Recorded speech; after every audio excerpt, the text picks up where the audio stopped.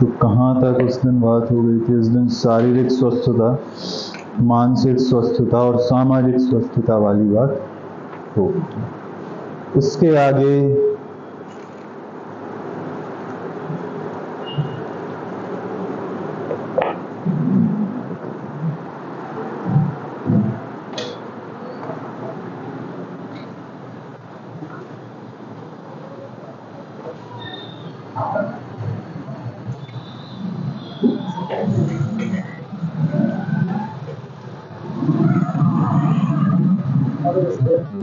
मार कर वहीं यहीं रख दिया।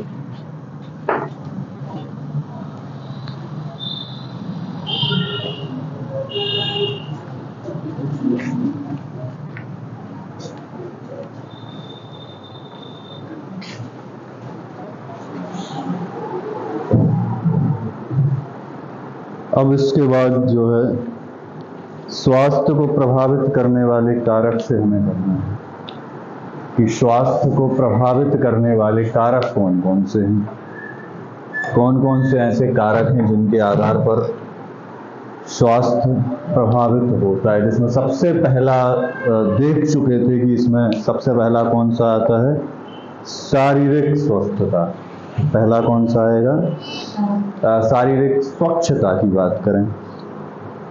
व्यायाम, विश्राम व नींद, स्थिति, स्वच्छ वातावरण, भोजन की आदतें, वातावरण व कपड़े, धूम्रपान, शराब व नशीले पदार्थ। ये वाली बात शायद हो चुकी थी। आँखों की सफाई। अच्छा, दांतों की सफाई वाली बात हो गई थी। व्यक्तिगत स्वच्छता की जब हम बात करते हैं तो व्यक्तिगत स्वच्छता की बात करने में हमने देखा था कि किस किस चीज की स्वच्छता की बात की जाएगी। नियमित रूप से जो है शरीर को साफ करना चाहिए और किसी अच्छे साबुन से, ऐसा साबुन जो जर्म फ्री हो, जो कीटाणुओं को मार भी सके और दूसरा किसी भी प्रकार से त्वचा के लिए हानिकारक ना हो। इस प्रकार के किसी साबुन का प्रयोग करके आपको रोज अपने शरीर को साफ करना चाहिए।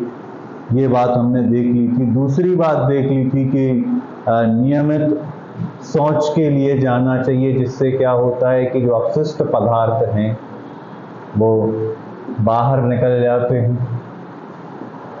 नियमित स्नान, नियमित शौच, और शौच के बाद जो हाथ हैं उनको किसी भी हैंड वॉश का प्रयोग करके, किसी भी साबुन का प्रयोग करके धोना चाहिए। किसी गीली मिट्टी का प्रयोग कर लेते हैं तो इस तरीके से गीली मिट्टी में पहले से ही कुछ कीटाणु वहां पर उपस्थित होते हैं तो वो इतना कारगर नहीं है। इस वजह से किसका प्रयोग करना चाहिए, किसी साबुन का या किसी हैंड वॉश का प्रयोग इसमें करना चाहिए। अगला था कि दांतों की सफाई करना चाहिए। दांतों की सफाई,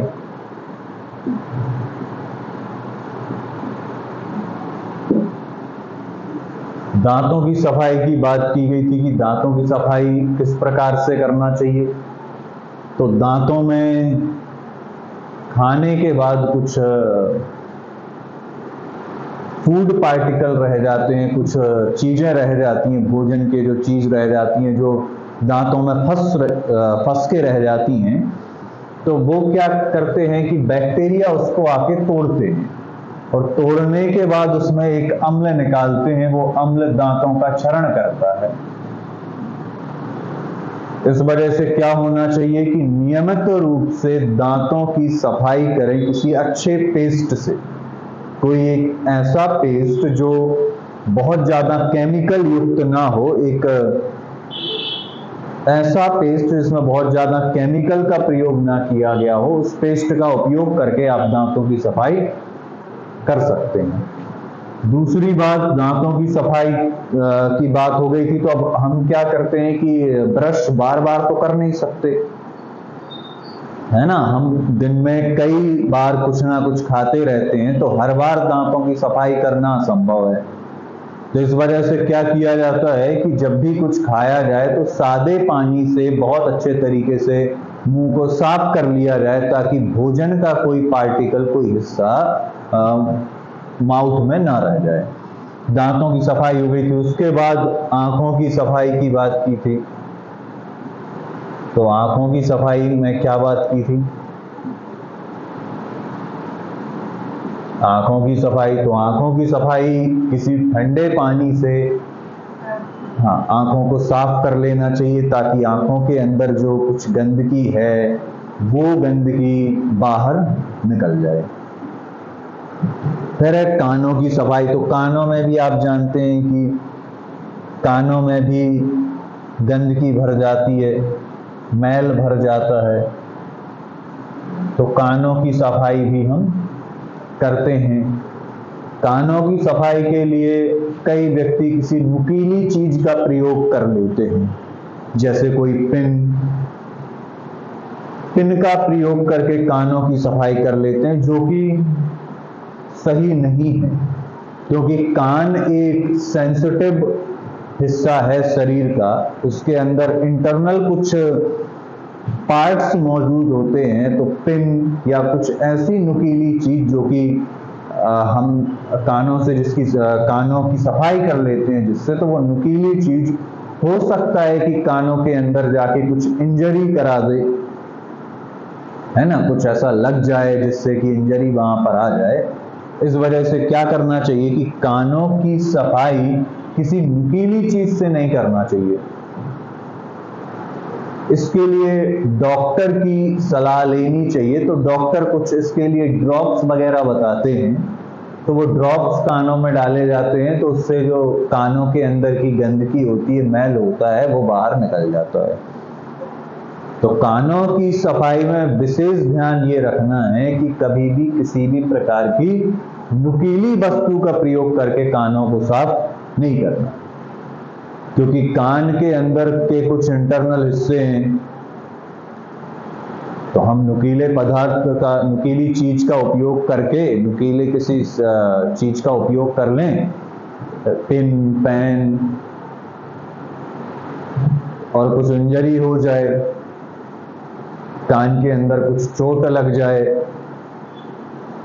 तो इस वजह से आवश्यक क्या है कि कानों की सफाई के लिए डॉक्टर के द्वारा एडवाइस किया गया कोई ड्रॉप कानों के अंदर डाला जाए, जिससे कान साफ होते रहते हैं।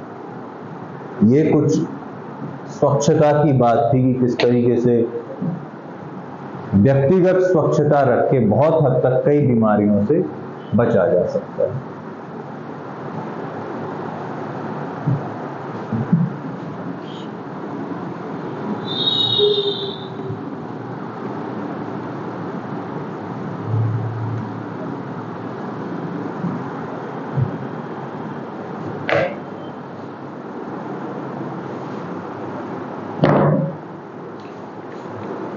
दांतों की सफाई, बालों की सफाई भी हो गई थी, है ना। बालों की सफाई का भी बता दिया था कि बालों की सफाई क्यों करनी चाहिए, क्योंकि बाल जो हैं, बालों की सफाई बहुत जरूरी है। किसी अच्छे शैम्पू से या किसी अच्छी साबुन से बालों को नियमित रूप से साफ करते रहना चाहिए, क्योंकि बालों के अंदर फंगस पड़ जाता है जिसे हम डैंड्रफ कहते हैं, तो वो डैंड्रफ वाली समस्या डेवलप हो जाती है। दूसरी समस्या डेवलप होती है कि अगर बालों की सफाई ना की जाए तो उनमें जुएं पड़ जाते हैं। तो बालों की सफाई आवश्यक है, बालों की सफाई की जाए, उनका कॉम्बिंग किया जाए, बाकायदा अच्छे तरीके से कंघी की जाए ताकि उसमें कुछ जो चीज़ें फंसी रह गई हैं वो हट जाएं। तो बालों की सफाई भी नियमित रूप से करनी चाहिए। बालों की सफाई के बाद अब ये तो व्यक्तिगत स्वच्छता की बात हो गई कि किस तरीके से कोई व्यक्ति अपने शरीर को साफ और सुथरा रख सकता है ना। साफ सुथरा शरीर जिसको हम बोलते हैं, तो किस तरीके से एक साफ स्वच्छ शरीर व्यक्ति रख सकता है, ये सारे पॉइंट अपनाकर इस तरीके से हर एक अंग की सफाई की बात हमने करी। बालों की सफाई, त्वचा की सफाई, कानों की सफाई, आंखों की सफाई, दांतों की सफाई। ये सफाई करने के बाद तो ये तो व्यक्तिगत स्वच्छता की बात हो गई। इसके बाद आता है व्यायाम। अब क्या आएगा? व्यायाम, एक्सरसाइज। कई बार हम सुनते हैं या देखा भी है कि व्यायाम शरीर के लिए बहुत आवश्यक है, क्योंकि व्यायाम से क्या होता है, कई बीमारियां, जब आप किसी बीमारी के बारे में सुनते हैं, जैसे हार्ट पेशेंट जो होते हैं, शुगर पेशेंट जो होते हैं, तो उनको एडवाइस किया जाता है कि आप जॉगिंग पर जाइए, आप मॉर्निंग वॉक पर जाइए। तो ये मॉर्निंग वॉक एक टाइप का क्या है? व्यायाम ही तो है। तो अब हमें पढ़ना है कि व्यायाम से होता क्या है। व्यायाम मीन्स एक्सरसाइज।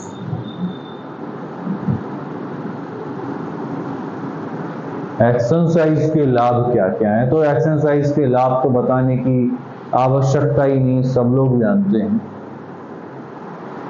पहला इसका क्या है कि जो एक्सरसाइज हम करते हैं, तो एक्सरसाइज के कारण हमारे शरीर का हर एक अंग जो है वो एक्टिव हो जाता है। जैसे आप बहुत काम कर लो किसी एक दिन, रोज कुछ नहीं करते, किसी एक दिन कर लो तो थकावट महसूस होने लगती है, क्योंकि हमारे शरीर को वो आदत नहीं है, वो काम करने की हैबिट नहीं है। लेकिन जब हम व्यायाम करते हैं तो व्यायाम क्या है, शरीर का पूरा इसमें व्यायाम हो जाता है, पूरी एक्सरसाइज हो जाती है, हर एक अंग का चलना हो जाता है। तो इससे हमारे शरीर को चलने की आदत हो जाती है, काम करने की आदत हो जाती है। तो पहला है कि व्यायाम का पहला लाभ तो यही है कि हमारे शरीर का हर एक अंग एक्टिव रहता है, उसमें ब्लड सर्कुलेशन अच्छा रहता है। रक्त जो ब्लड होता है, ब्लड सर्कुलेशन होता है, वो सही रहता है, हर एक अंग तक प्रॉपर ब्लड पहुंचता है, हमारे शरीर का हर एक अंग एक्टिव हो जाता है, मांसपेशियां गठित होने लगती हैं। दूसरी बात है कि इसमें फैट भी कम होता है। जो वसा, जो फैट शरीर के अंदर इकट्ठा हो रखा है, वो फैट भी इस व्यायाम के द्वारा शरीर से बाहर निकलने लगता है, पसीना बन के, स्वेट बन के वही फैट बाहर निकल जाता है।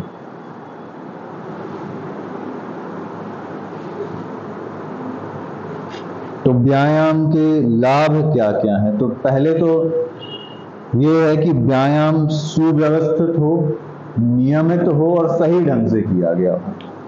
व्यायाम जब हम करते हैं, कोई भी एक्सरसाइज हम करते हैं, तो वह एक्सरसाइज सुव्यवस्थित होनी चाहिए, नियमित होनी चाहिए और उचित ढंग से होनी चाहिए।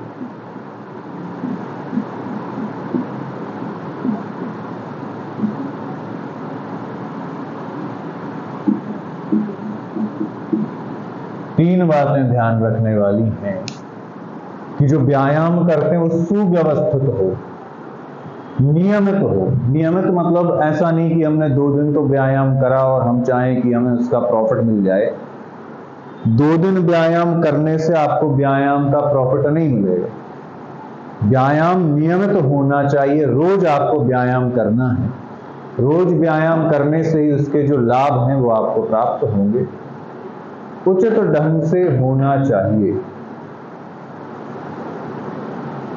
मतलब अगर कोई भी व्यायाम हम कर रहे हैं तो उसमें ये पहले हमें उसको सीखना चाहिए किसी ट्रेनर से, जो जिम ट्रेनर होते हैं या जो योग सिखाने वाले होते हैं, व्यायाम सिखाने वाले होते हैं, उनसे पहले उसको करेक्ट तरीके से सीखना चाहिए कि आखिर इसको करने का सही तरीका है क्या। क्योंकि अगर गलत तरीके से इसको किया जाएगा तो उसके नेगेटिव इफेक्ट भी आपको मिल सकते हैं।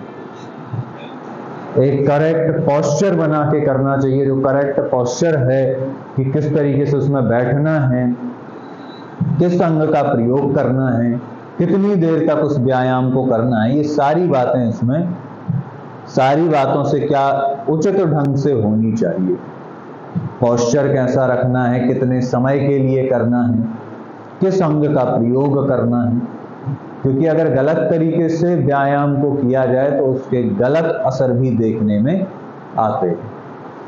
तो ये 3 बातें व्यायाम के लिए आवश्यक हैं कि व्यायाम हमेशा सुव्यवस्थित, नियमित और उचित ढंग से होना चाहिए। अपने मन से कोई भी व्यायाम नहीं करना। जब भी किसी व्यायाम को करना है तो सबसे पहले किसी ट्रेन्ड पर्सन से, किसी टीचर से, किसी योगा टीचर से, किसी जिम ट्रेनर से पहले उसको सीखना चाहिए कि आखिर इस व्यायाम को करना कैसे। जब आपको प्रैक्टिस में आ जाए तब आप कर सकते हैं।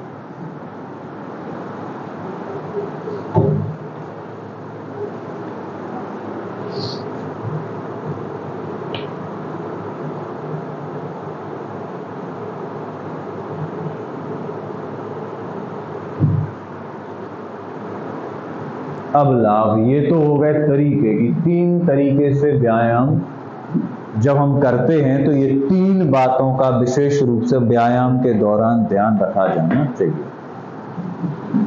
अब है कि व्यायाम के लाभ क्या हैं। ये जो व्यायाम करते हैं तो क्यों करते हैं, कुछ लाभ होंगे इसके, तभी तो डॉक्टर एडवाइस करते हैं कि व्यायाम किया करो। जो हमारे योगा वाले टीचर्स होते हैं वो बताते हैं। स्कूल में योगा कराई जाती है, मतलब बच्चों को भी योगा सिखाया जा रहा है। तो ये योगा जो व्यायाम है, योगा है, इसका कुछ लाभ होगा तभी तो सभी लोगों को ये करने के लिए प्रोत्साहित किया जाता है। तो लाभ क्या है व्यायाम के लाभ?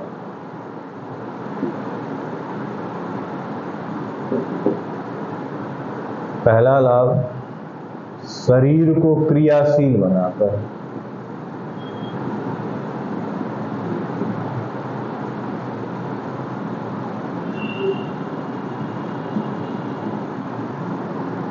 दूसरा लाभ, शरीर को क्रियाशील बनाता है, पाचन शक्ति अच्छी करता है। पाचन शक्ति को ठीक करता है।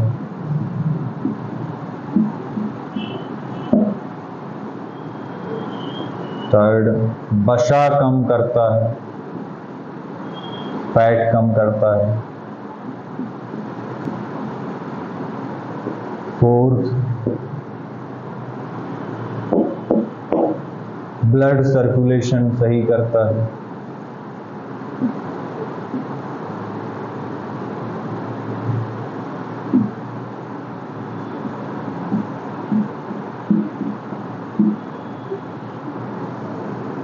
एकाग्रता बढ़ाता है, कंसंट्रेशन पावर इंक्रीज करता है।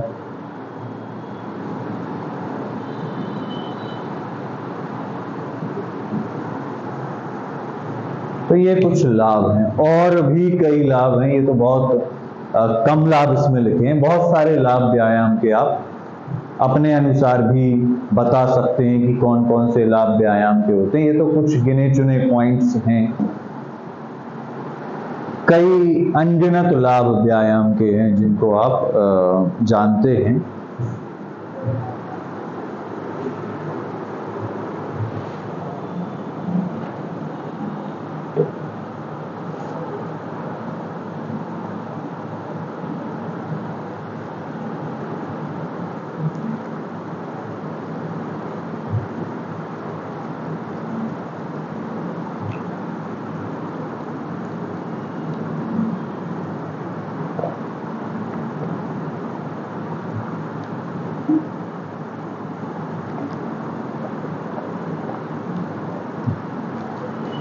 तो पहला लाभ क्या है? शरीर को क्रियाशील बनाता है। मतलब जो शरीर इनएक्टिव रहता है, लेजी टाइप का रहता है, उसको एक्टिव बनाने का काम करता है, क्रियाशील बनाता है, सारे अंग सुचारू रूप से कार्य कर सकें। तो पहला क्या है? शरीर को क्रियाशील बना। तो जो इनएक्टिव शरीर है, कि बहुत ज्यादा फुर्ती नहीं है शरीर में, बहुत ज्यादा ऊर्जा नहीं है, तो एक क्रियाशील करता है, शरीर को एक्टिव बनाता है, एक फुर्तीला शरीर बनाने का काम करता है। दूसरा है पाचन शक्ति को ठीक करता है, डाइजेशन को करेक्ट करने का काम करता है। डाइजेस्टिव जो सिस्टम है, डाइजेशन जो है उसको करेक्ट करता है, पाचन शक्ति अच्छी करता है।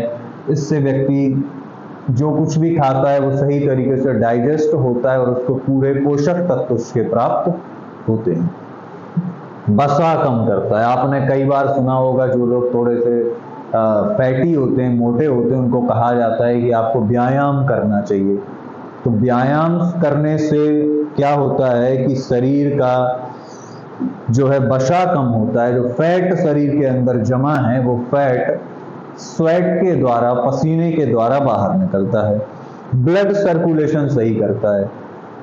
जो ब्लड सर्कुलेशन हो रहा है वो एकदम करेक्ट हो जाता है, सही तरीके से ब्लड की सप्लाई हर जगह होती है। नेक्स्ट है एकाग्रता बढ़ाता है। एकाग्रता बढ़ाने के लिए भी कई व्यायाम आते हैं। अगर कभी आप लोगों ने कोई व्यायाम किया हो तो उसमें जो एक मन को एकाग्र करने का, कंसंट्रेट करने का व्यायाम भी होता है। तो व्यायाम एकाग्रता बढ़ाने का कार्य भी करते हैं। अब व्यायाम कर कैसे सकते हैं? व्यायाम में क्या क्या तरीके आते हैं?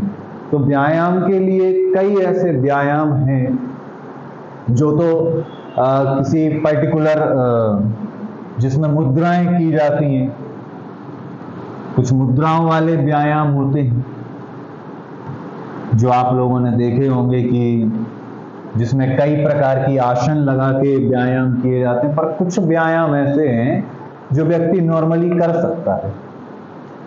कुछ व्यायाम मुद्राओं वाले, आसन वाले व्यायाम होते हैं। वो व्यायाम तो हर एक व्यक्ति नहीं कर सकता, क्योंकि उसको उसके लिए किसी प्रकार की क्लास ज्वाइन करनी पड़ेगी या किसी से सीखना पड़ेगा वो व्यायाम। पर कुछ व्यायाम ऐसे हैं जो नियमित रूप से किए जा सकते हैं, जैसे वॉकिंग, मॉर्निंग वॉक जिसको हम कहते हैं, तो वॉकिंग आ जाएगा।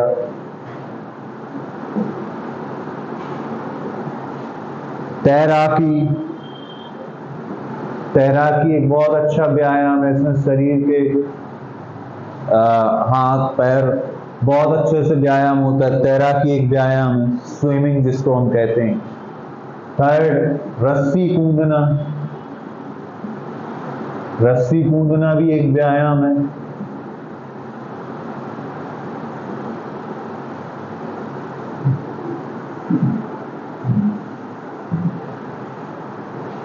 जंपिंग,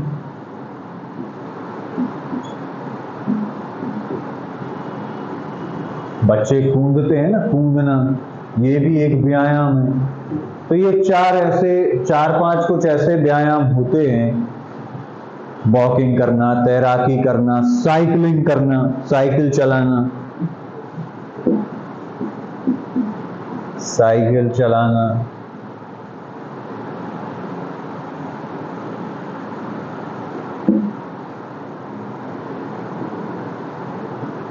या घर के काम करना,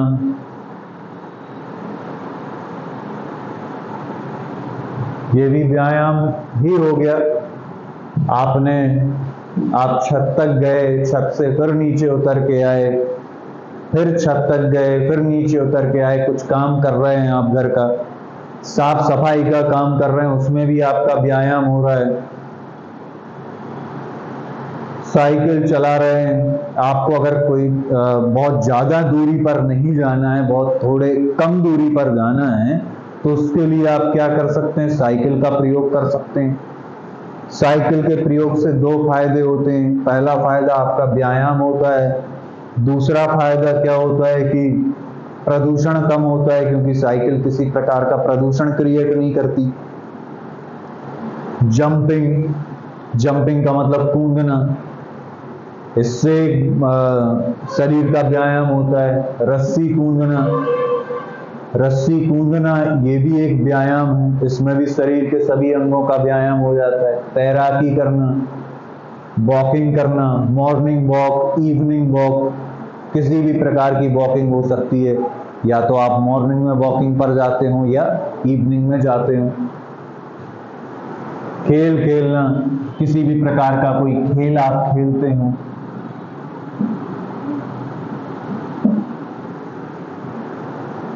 कोई भी खेल हो सकता है, कबड्डी, क्रिकेट, वॉलीबॉल, फुटबॉल, सभी जो खेल हैं उन खेलों में क्या होता है कि किसी ना किसी प्रकार से शरीर का व्यायाम होता रहता है। तो मोबाइल वाले खेल इसमें नहीं आएंगे, है ना?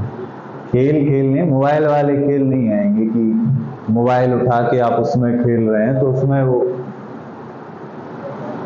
खेलने वाले ऐसे खेल जो फिजिकल एक्टिविटी से रिलेटेड है, किसी भी प्रकार से आपके शरीर के अंग चल रहे हैं, हाथ चल रहे हैं, पैर चल रहे हैं, अंगों का व्यायाम होना चाहिए, अंग चलने चाहिए।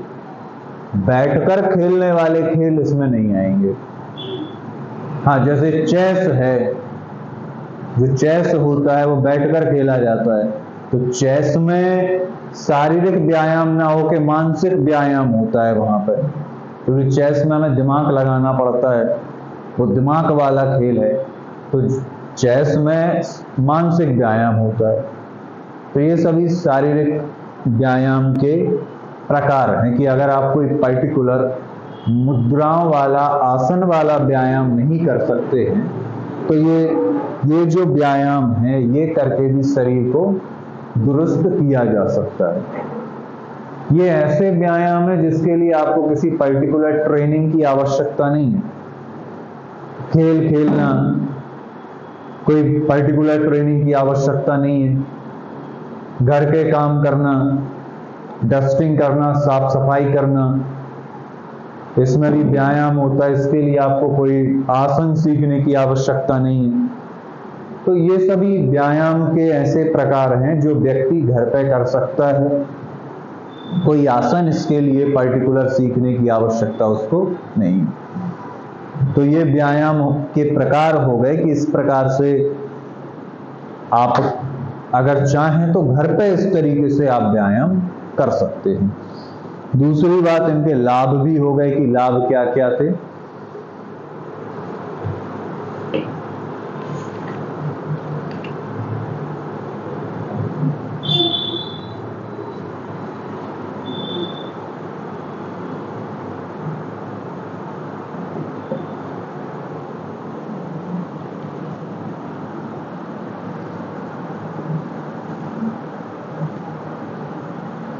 अब सही समय क्या है व्यायाम का? व्यायाम क्या हम दिन के किसी भी समय कर सकते हैं? तो वैसे अगर कोई आप पर्टिकुलर आसन वाला व्यायाम नहीं कर रहे हैं तो हाँ, मान लो कि कर सकते हैं। ऐसे वॉकिंग वाला व्यायाम है, तो वॉकिंग वाला व्यायाम तो आप कभी भी कर सकते हैं, शाम को भी कर सकते हैं, दोपहर में भी कर सकते हैं, दिन में भी कर सकते हैं, या जैसे आप अपने ऑफिस जा रहे हैं, स्कूल जा रहे हैं, कॉलेज जा रहे हैं, बहुत नज़दीक है आपका कॉलेज, स्कूल या ऑफिस, तो आप नॉर्मली क्या करें, कैसे चले जाएं? पैदल चले जाएं। तो पैदल जाने से क्या होगा, आपका व्यायाम हो गया। बहुत लंबी दूरी पर नहीं जाना है, मार्केट जाना है, कुछ खरीदने जाना है, तो क्या कर सकते हैं आप? वॉकिंग। मतलब किसी व्हीकल से जाने से अच्छा है कि आप बाइक से जाएं, स्कूटी से जाएं, कार से जाएं। इससे बेहतर है कि आप कैसे चले जाएं? पैदल चले जाएं। तो पैदल चलने से दो फायदे होंगे। पहला फायदा तो कि आपका व्यायाम हो जाएगा। दूसरा फायदा, आप पर्यावरण की सुरक्षा के लिए एक योगदान दे पाएंगे, क्योंकि अगर आप बहुत कम कार, व्हीकल, गाड़ियों का प्रयोग करेंगे तो इससे पर्यावरण में जो प्रदूषण हो रहा है वो बहुत हद तक कम होगा। तो बहुत थोड़ी सी डिस्टेंस अगर आपको जाना है, बहुत दूर वाली डिस्टेंस जाना है, तब तो ऑब्वियस सी बात है कि आपको किसी व्हीकल का प्रयोग करना ही पड़ेगा। लेकिन अगर नॉर्मल डिस्टेंस जाना है तो आप वॉकिंग का प्रयोग कर सकते हैं, क्योंकि वॉकिंग से क्या होगा, आपका व्यायाम हो जाएगा। कोई विशेष व्यायाम आपको नहीं करना पड़ेगा कि कोई योग, कोई आसन। साइकिलिंग ये भी आप दिन में कभी भी कर सकते हैं, तैराकी कभी भी कर सकते हैं, घर के काम कभी भी कर सकते हैं। लेकिन फिर भी अगर स्पेशल एक टाइम पूछा जाए कि व्यायाम करने का एक सही उचित समय क्या है, तो उचित समय है दिन मॉर्निंग टाइम। मॉर्निंग टाइम उचित समय है, एकदम जिसको हम कहते हैं क्या, सूर्योदय से पहले का समय जो होता है, जिस वक्त सनराइज नहीं हुआ है, सूर्योदय नहीं हुआ है, उससे पहले मतलब 4 बजे या 5 बजे, 6 बजे तक का जो समय होता है वो बहुत बेस्ट टाइम है। किसके लिए? व्यायाम के लिए। क्यों बेस्ट है? क्योंकि पहली बात तो ये होती है कि उस वक्त वायु प्रदूषण रहित रहती है। मॉर्निंग में कोई व्हीकल नहीं चल रहे हैं, कोई शोर शराबा नहीं है, कोई वाहनों का प्रदूषण नहीं है।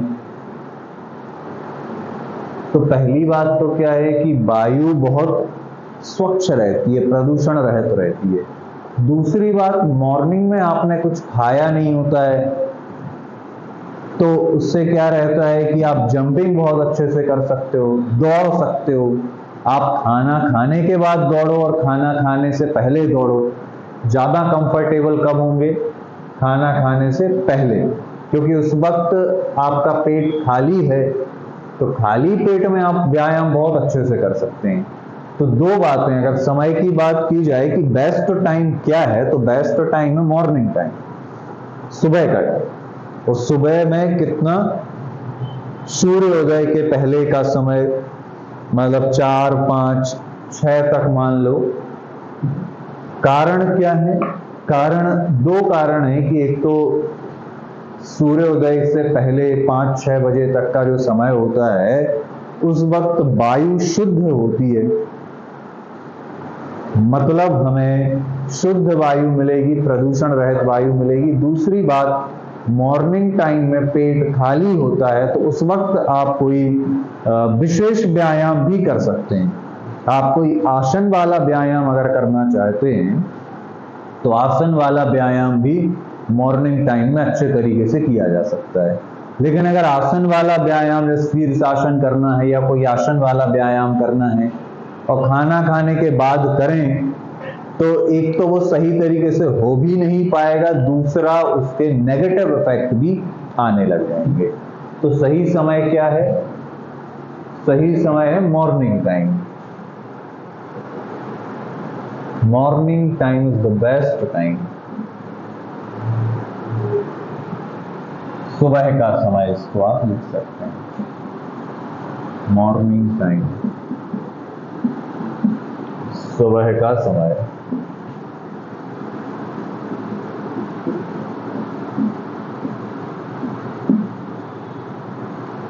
क्यों है? क्योंकि सुबह शुद्ध प्रदूषण रहित वायु मिलती है।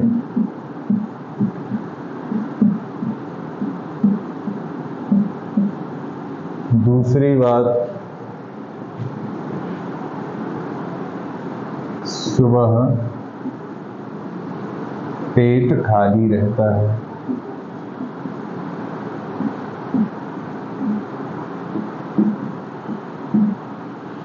दो बातें ध्यान देने वाली हैं कि एक तो सुबह शुद्ध प्रदूषण रहित वायु मिलती है और दूसरा पेट भी उस वक्त खाली रहता है।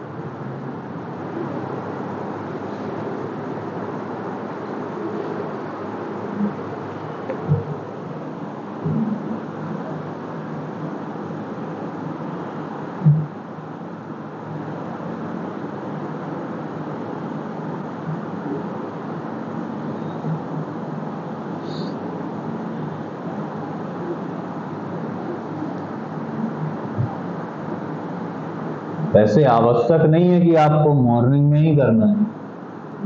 आप चाहें तो दिन के किसी भी समय कर सकते हैं, लेकिन सर्वोत्तम जो उचित समय निर्धारित किया गया है विज्ञान के द्वारा या योग दर्शन के द्वारा, जो उचित समय निर्धारित किया गया है वो सुबह का समय ही। इसके बाद चलते हैं विश्राम तथा नींद। विश्राम बहुत आवश्यक है, रेस्ट, नींद बहुत आवश्यक है। आप कॉन्टिन्यूसली कभी काम नहीं कर सकते, इसीलिए एक टाइम निर्धारित है रात का समय कि उसमें आपको क्या करना है, विश्राम करना है, सोना ही है। नहीं सोएंगे तो अपने आप नींद आएगी, है ना। आप ये नहीं कर सकते कि पूरे दिन भी काम करें और रात में भी काम करते रहें। कभी ना कभी तो विश्राम करना पड़ेगा। अगर रात में काम करते हैं तो दिन में विश्राम करना पड़ेगा, नींद लेनी पड़ेगी। दिन में काम करते हैं तो रात में नींद लेनी पड़ेगी। कभी ना कभी तो नींद आपको लेना होगा, क्योंकि काम करते करते शरीर कैसा हो जाता है, थक जाता है। उसको आवश्यकता होती है कि पर उसको थोड़ा विश्राम मिले। शरीर को आवश्यकता है कि काम करने के बाद जितनी उसकी क्षमता है, किसी व्यक्ति की क्षमता ज़्यादा होती है, कुछ व्यक्ति बहुत देर तक काम कर लेते हैं, कुछ व्यक्ति कम काम कर पाते हैं। तो अपना जो काम है वो करने के बाद जितनी उसकी क्षमता है उतना काम करने के बाद उसको क्या करना पड़ेगा, विश्राम करना पड़ेगा।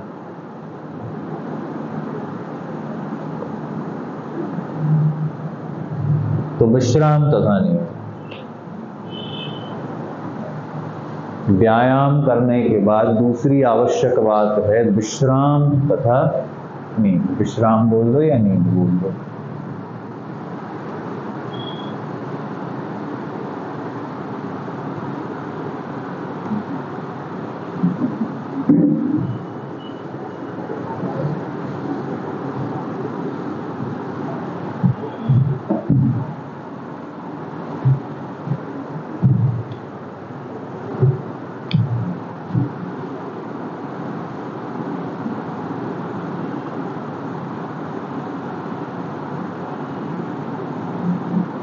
विश्राम तथा नींद।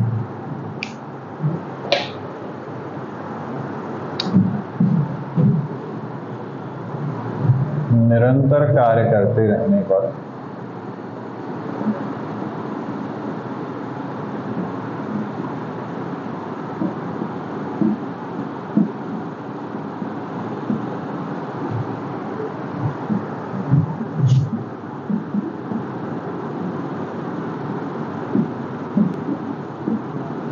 शरीर थक जाता है एवं शरीर को नींद की आवश्यकता होती है।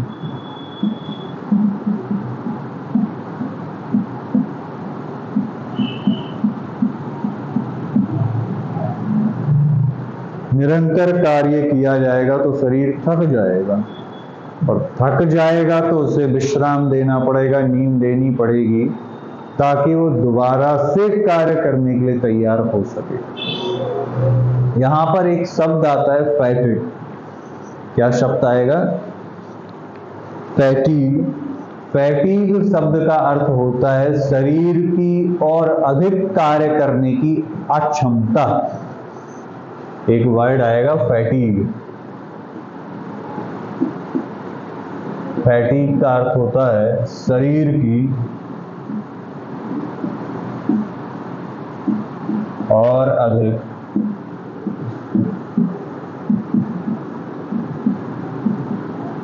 कार्य करने की अक्षमता, असक्षमता।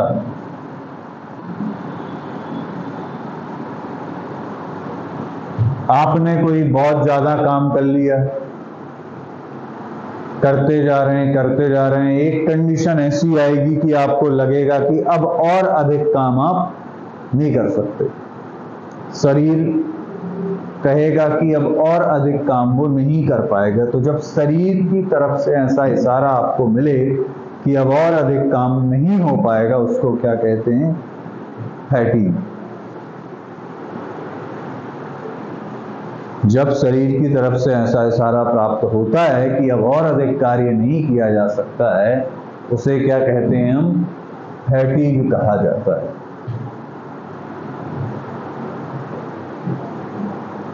तो फैटिग वाली कंडीशन को हटाने के लिए, इसको हटाने के लिए क्या करना पड़ेगा?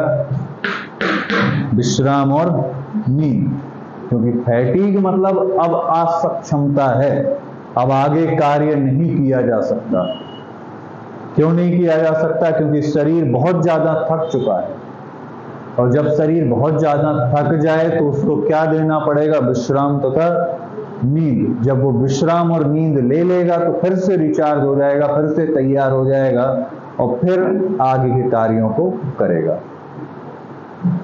इसके बाद है स्थिति, पोस्चर।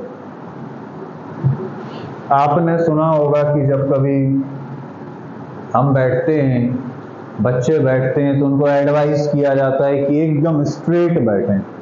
आपकी जो बैकबोन है, रीढ़ की हड्डी है, वो एकदम कैसी हो? सीधी। तो इसी को हम कहते हैं स्थिति या पोस्चर। तो पोस्चर सही होना चाहिए, क्योंकि पोस्चर अगर गलत रहता है तो फिर व्यक्ति के शरीर को वही आदत पड़ जाती है जिससे बैड पोस्चर वाली शिकायत हो जाती है। शरीर थोड़ा सा झुक जाता है,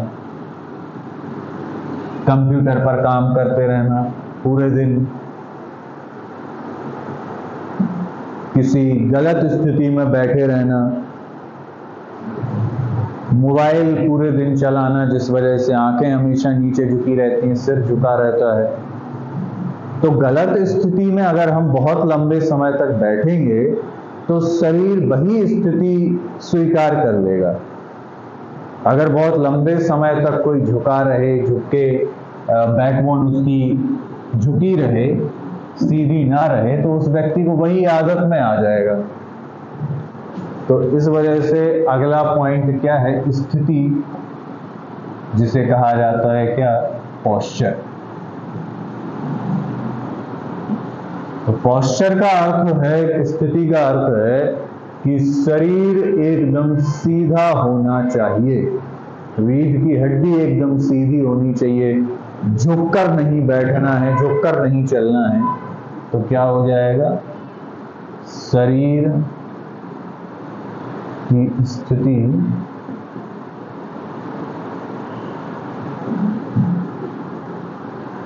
ठीक होनी चाहिए,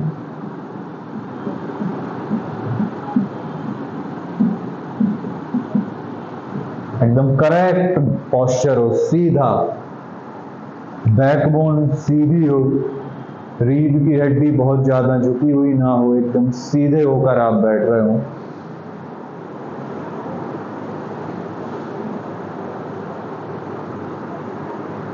व्यक्ति के बैठने या चलने के तरीके को स्थिति कहा जाता है। स्थिति की परिभाषा क्या है? व्यक्ति के बैठने एवं चलने की परिस्थिति को,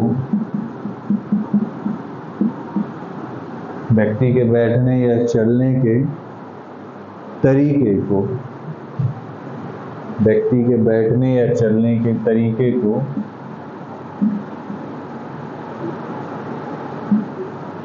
व्यक्ति के बैठने एवं चलने के तरीके को स्थिति कहा जाता है।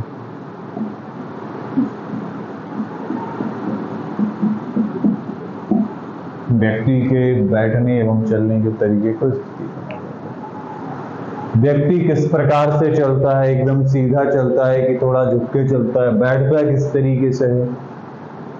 बैठते वक्त उसकी बैकबोन, रीढ़ की हड्डी बहुत ज्यादा झुकी हुई तो नहीं होती। तो उसके बैठने एवं चलने का जो तरीका है वही उसकी क्या है? स्थिति। स्थिति जिसे हम पोस्चर कहते हैं।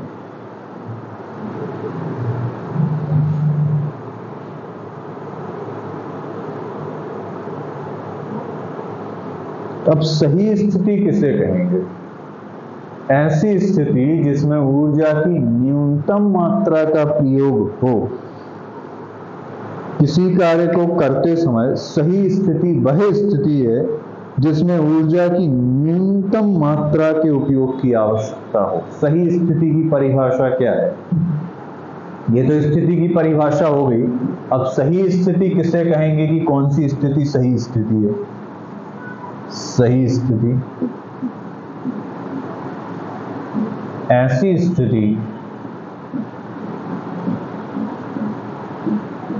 स्थिति जिसमें व्यक्ति को कार्य करने के लिए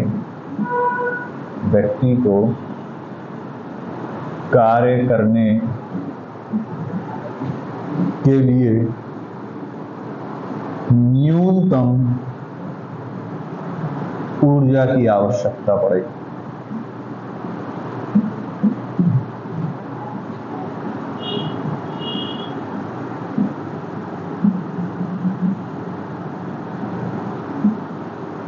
ऐसी स्थिति जब हम जिस कार्य को कर रहे हैं उस कार्य को करने में हमें बहुत कम ऊर्जा की आवश्यकता पड़े, हमारी बहुत कम ऊर्जा उसमें लगे, ऐसी स्थिति क्या कहलाती है? सही स्थिति।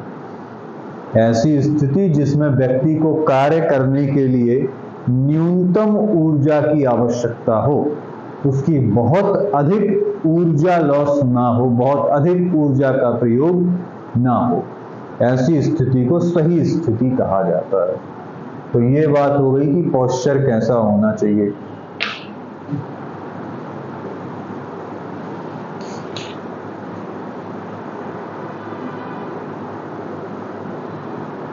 पोस्चर के बाद है घरेलू उपचार तथा स्वच्छता।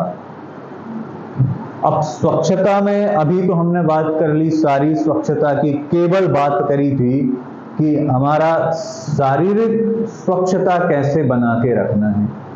अब बात आएगी कि शारीरिक स्वच्छता के साथ साथ कुछ और अन्य स्वच्छताएं भी होती हैं। पर्यावरण की स्वच्छता, भोजन की स्वच्छता, पानी की स्वच्छता, वातावरण की स्वच्छता। अब इन सारी स्वच्छताओं की बात होगी। अभी हमने बात करी थी वो कौन सी स्वच्छता थी? केवल शरीर की स्वच्छता थी कि शरीर को कैसे स्वच्छ रखना है। अब बात की जाएगी कि बाकी सारी स्वच्छताओं पर कैसे ध्यान देना है। वातावरण स्वच्छ रखना है, भोजन की आदतों में क्या स्वच्छता रखनी है, पानी कैसे स्वच्छ रखना है। तो अब भोजन की स्वच्छता, पानी की स्वच्छता, ये सारी बातें आएंगी। घरेलू उपचार तथा स्वच्छता।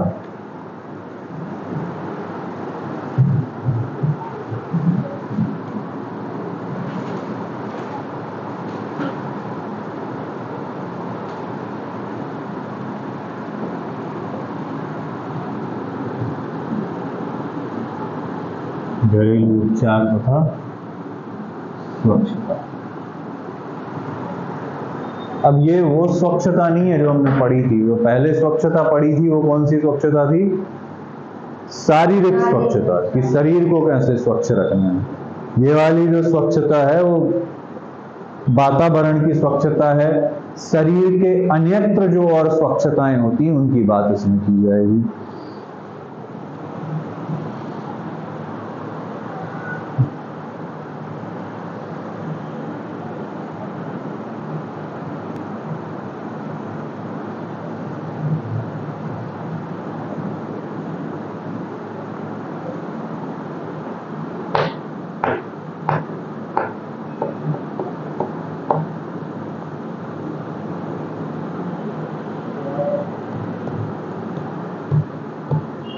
सबसे पहले आएगा व्यक्तिगत स्वच्छता। व्यक्तिगत स्वच्छता में वही सारी बातें आ जाएंगी जो हमने पहले भी पढ़ रखी हैं, क्योंकि स्वच्छता की हम बात कर रहे हैं। पहली बात आ रही है व्यक्तिगत स्वच्छता। व्यक्तिगत स्वच्छता मतलब पर्सनल हाइजीन। तो अपनी जो शरीर की स्वच्छता हम करते हैं, शरीर की सफाई जो करते हैं, वही सारी बातें इसमें आ जाएंगी कि व्यक्तिगत स्वच्छता कैसे रखी जा सकती है। शरीर को साफ सुथरा रखें। जब भी टॉयलेट से आए तो उसके बाद किसी हैंड वॉश से या साबुन से हाथ को धोएं। भोजन करने से पहले हाथों को धोएं। गंदे हाथ जो होते हैं उनमें बैक्टीरिया लगे रहते हैं, तो बैक्टीरिया जो हैं, कीटाणु जीवाणु जो हाथों में हैं, वो भोजन के द्वारा शरीर के अंदर जाके शरीर को बीमार करने का कार्य करते हैं। इस वजह से क्या होना चाहिए? भोजन करने से पहले मतलब हाथों को अच्छे तरीके से किसी अच्छी साबुन से जो जर्म्स को मारता हो, ऐसे साबुन से हाथों को धोना चाहिए।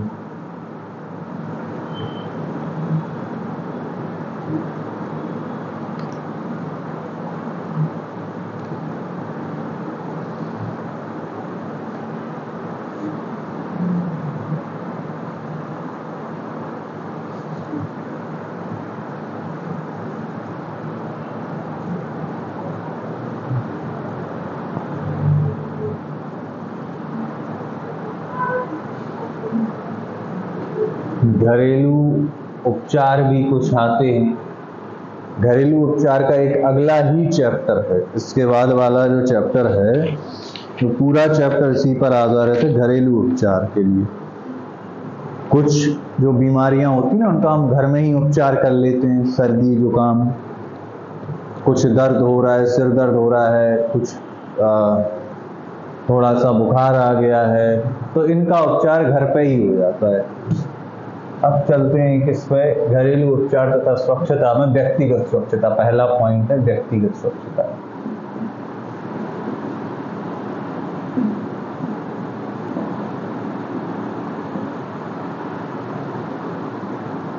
व्यक्तिगत स्वच्छता में क्या आएगा? अपने शरीर को स्वच्छ रखना,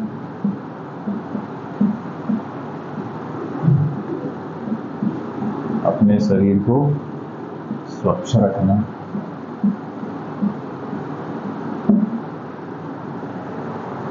फिर से वही पॉइंट,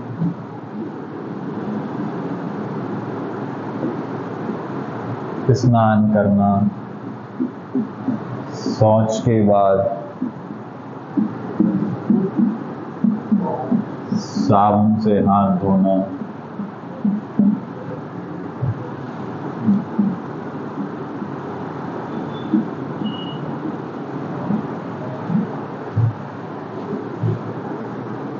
कानों को साफ करना,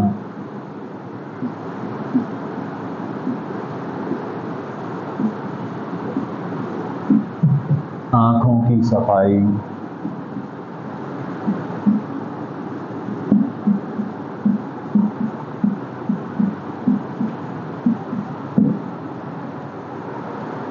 दांतों की सफाई,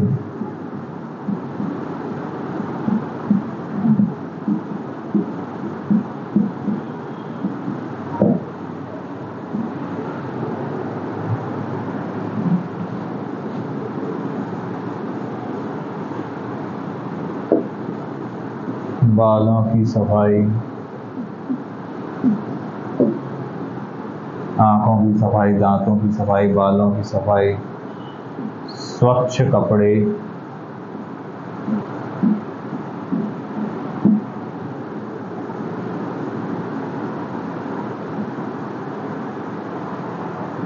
फिर इतना कर लिया तो व्यायाम, नींद, संतुलित आहार,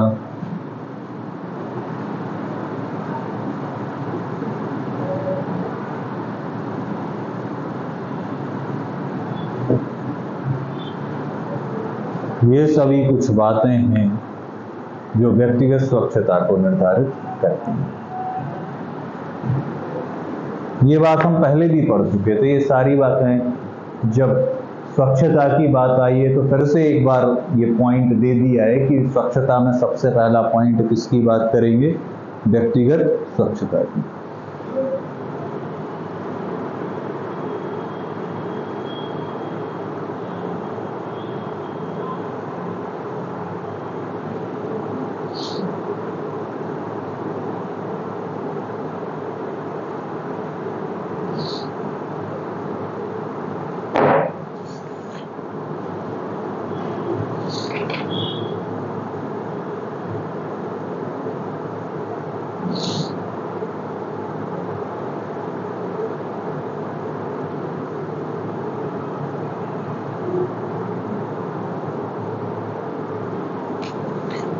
अब है पर्यावरणीय स्वच्छता। ये व्यक्तिगत स्वच्छता होगी। अब पर्यावरणीय स्वच्छता, तो भी चलो ठीक है, हमने अपने आप को तो स्वच्छ कर लिया, पर व्यक्ति अपने आप को स्वच्छ करके पूरे दिन किसी एक कमरे में बंद नहीं रह सकता। उसको ऑफिस जाना है, कॉलेज जाना है, स्कूल जाना है, तो घर से बाहर तो निकलना पड़ेगा। तो अब व्यक्तिगत स्वच्छता तो आपने अपना ली, पर व्यक्तिगत स्वच्छता के पश्चात जब आप बाहर निकलोगे तो बाहर अगर स्वच्छता नहीं है तो फिर भी बीमारियां फैल सकती हैं। इसलिए व्यक्तिगत स्वच्छता को अपना के जब आप बाहर निकले तो फिर वहां पर आवश्यकता है कि पर्यावरणीय स्वच्छता भी होना चाहिए। पर्यावरण भी आपका कैसा हो? स्वच्छ। स्वच्छ पर्यावरण से तात्पर्य क्या है कि गंदगी बहुत ज्यादा ना हो, मच्छर ना हो, मक्खियां ना हो। अब मच्छर मक्खियां कहाँ होते हैं? किसी कचरे में। मतलब क्या है कि जो कचरा है वो जहां पर कॉलोनीज वगैरह हैं उनसे बहुत दूर डाला जाए। अब है पर्यावरणीय स्वच्छता।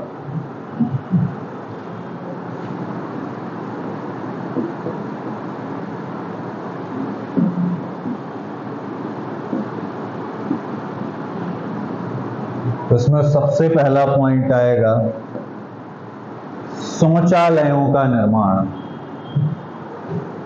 अधिक से अधिक शौचालय बनने चाहिए, शहर में, गांव में, हर जगह। शौचालयों का निर्माण एवं प्रयोग।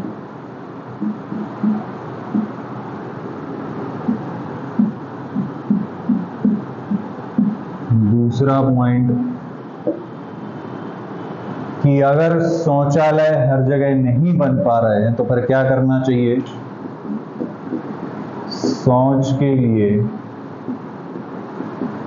एक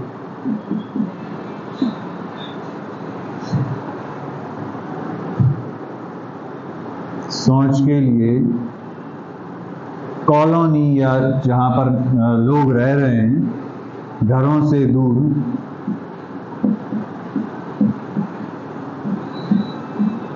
शौच के लिए घरों से दूर एक स्थान निर्धारित कर देना चाहिए।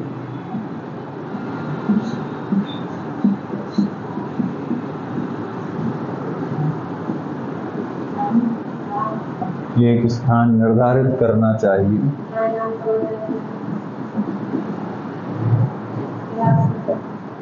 थर्ड पॉइंट, मच्छर एवं मक्खियों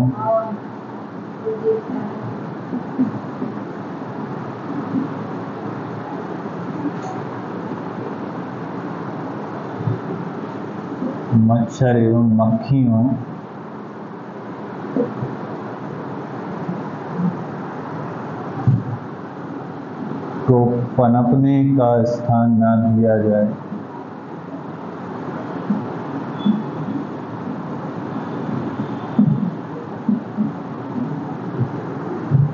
पनपने का स्थान ना मिले मतलब कहीं पर बहुत ज़्यादा कूड़ा करकट ना डला रहे घर के आसपास।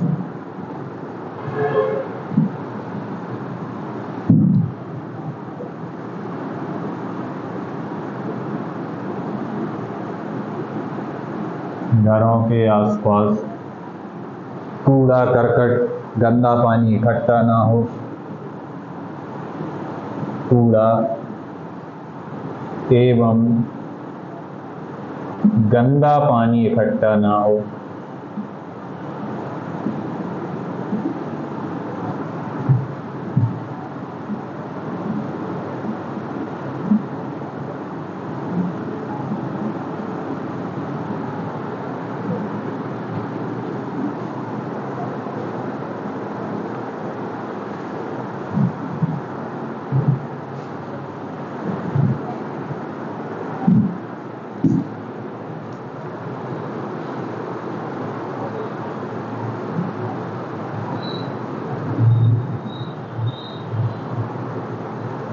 शौचालयों का निर्माण हो एवं उनका प्रयोग भी हो। अधिक से अधिक शौचालय बनाए जाएं ताकि व्यक्तियों को बाहर शौच के लिए ना जाना पड़े। अगर जाना भी पड़े, किसी गांव में ऐसी स्थिति है कि वहां पर शौचालय नहीं है, तो घरों से दूर कोई एक स्थान वहां पर बना दिया जाए और वहीं पर व्यक्ति शौच के लिए जाएं। मच्छर एवं मक्खियों को पनपने का स्थान ना मिले। घरों के आसपास कूड़ा करकट एवं गंदा पानी इकट्ठा ना हो, ये घरों से बहुत दूर फेंका जाए।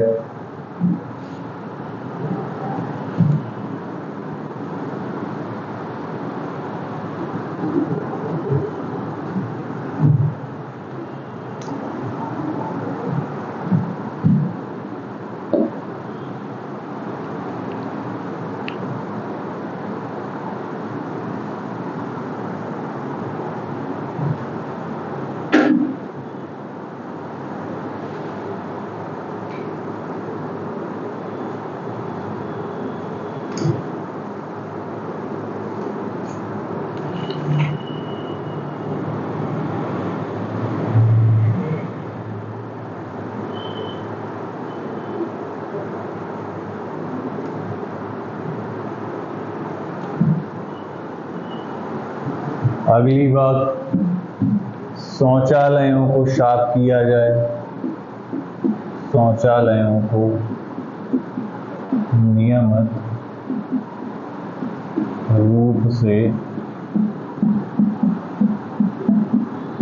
साफ किया जाए। शौचालयों को नियमित रूप से साफ किया जाए।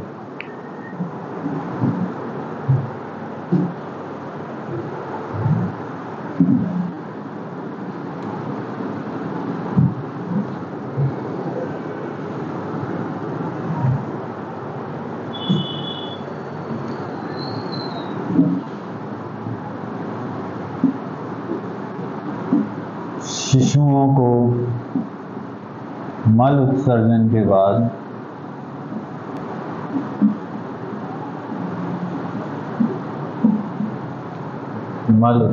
के बाद साबुन से अच्छे तरीके से साफ किया जाए।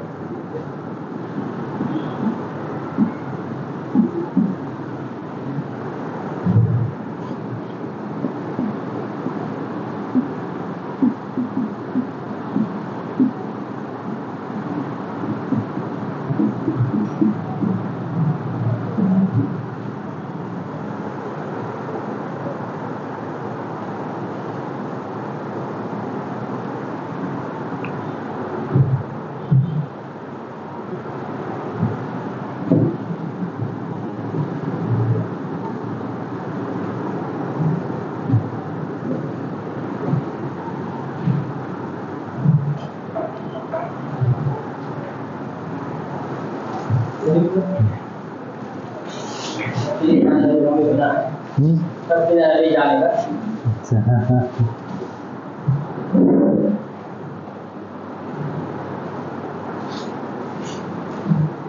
तो ये तो बात हो गई कि शिशुओं के मल उत्सर्जन के बाद उनको अच्छे तरीके से किसी साबुन से साफ किया जाए। नेक्स्ट पॉइंट है कि पशुओं के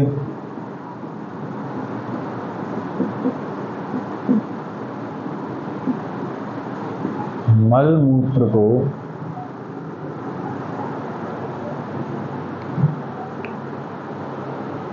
पानी के स्रोतों से दूर रखा जाए।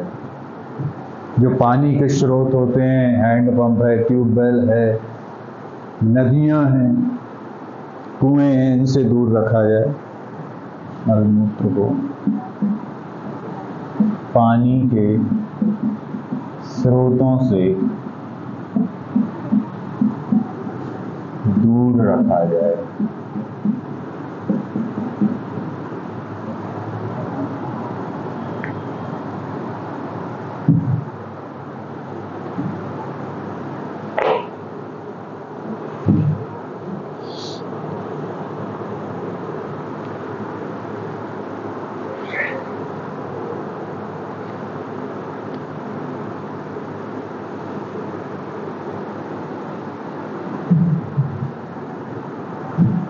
नेक्स्ट कि जो बच्चे हैं वो हमेशा अपने हाथों को मुंह में डालते रहते हैं।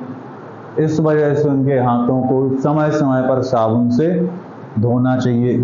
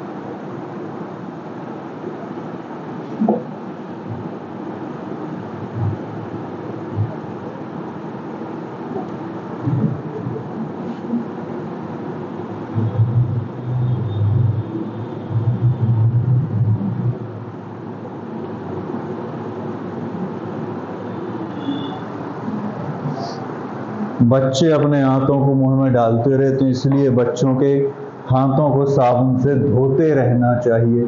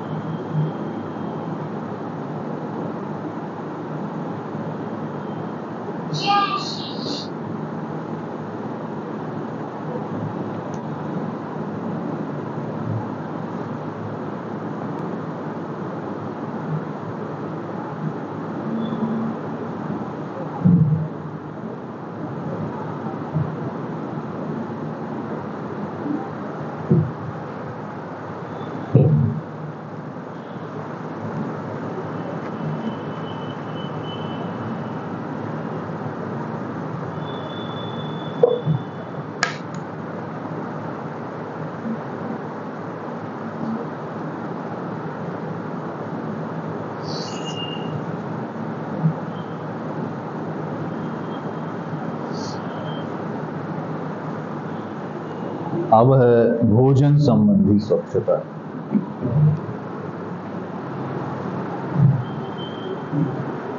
ये पर्यावरणीय स्वच्छता के पॉइंट थे, अब है भोजन संबंधी स्वच्छता।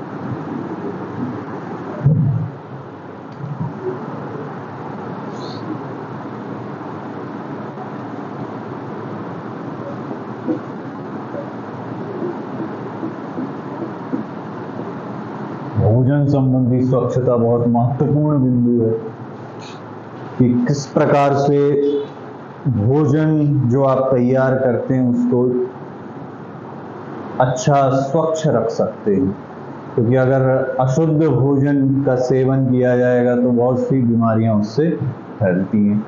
तो पहली बात,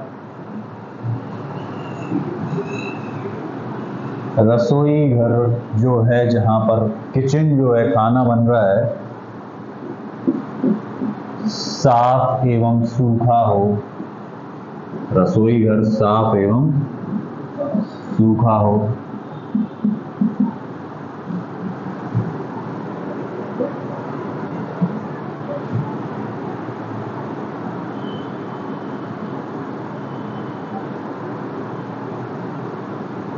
भोजन बनाने से पहले हाथों को एवं बर्तनों को, जो भी बर्तन वगैरह हैं जिन पर बनाया जा रहा है, बर्तनों को धोना चाहिए।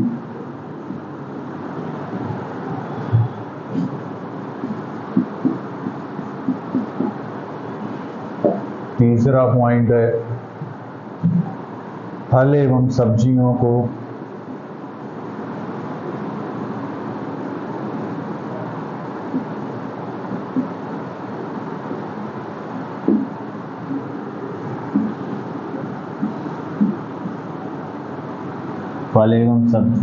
पकाने से पहले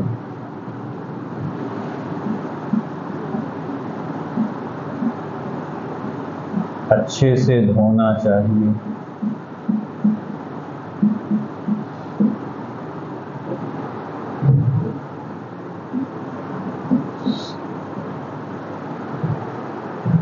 फोर्थ पॉइंट,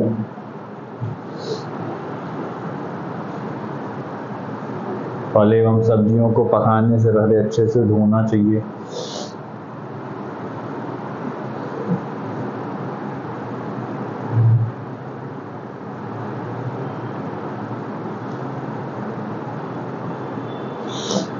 अगर किसी घर में पालतू जानवर हैं तो पालतू जानवरों को रसोई घर के अंदर नहीं जाने देना चाहिए।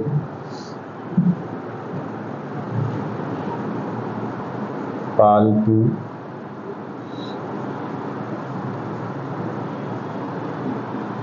जानवरों को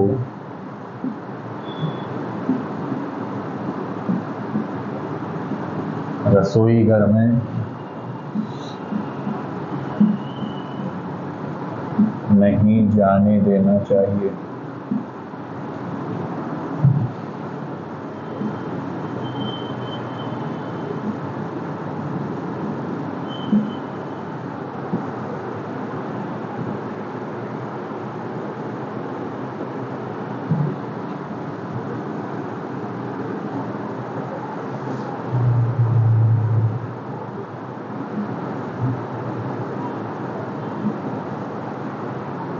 भोजन को ढक के रखना चाहिए।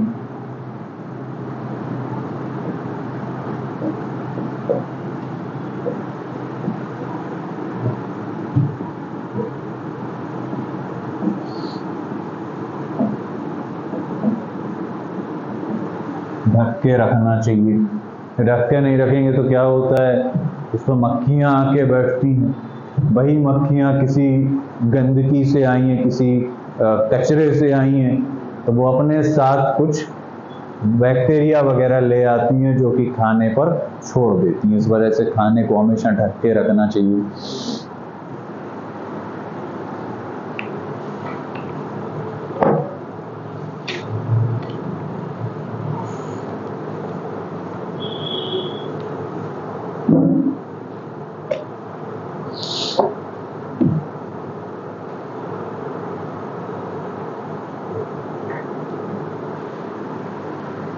अगली बात है कि अगर मान लो आपको जुकाम है, सर्दी खांसी है, आपको छींक आ रही है, खांसी आ रही है, तो क्या करना चाहिए? अपने साथ एक रूमाल रखना चाहिए ताकि भोजन में वो बैक्टीरिया उड़ के ना जाए।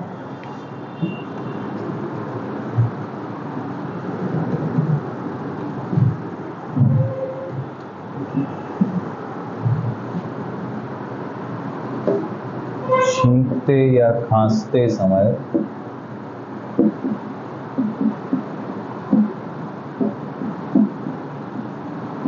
इस समय रूमाल का प्रयोग करें।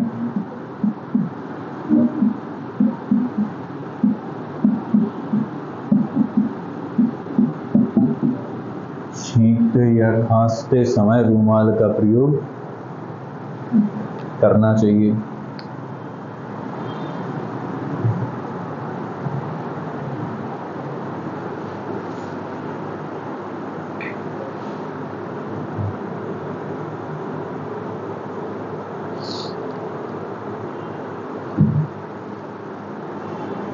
अब जिन कंटेनर में रख रहे हैं भोजन पका के, जैसे फ्रिज में रख रहे हैं या जहाँ भी रख रहे हैं, तो फ्रिज भी साफ होना चाहिए।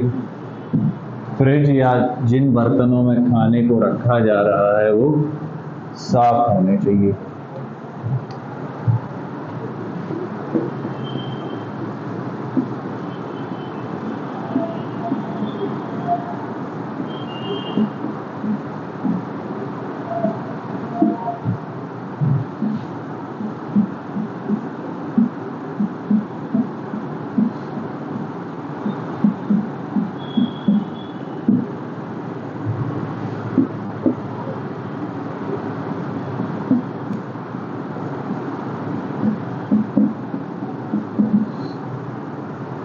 तो ये कुछ मुख्य बिंदु हैं जिनके द्वारा भोजन की स्वच्छता का ध्यान रखा जा सकता है। बहुत सरल हैं।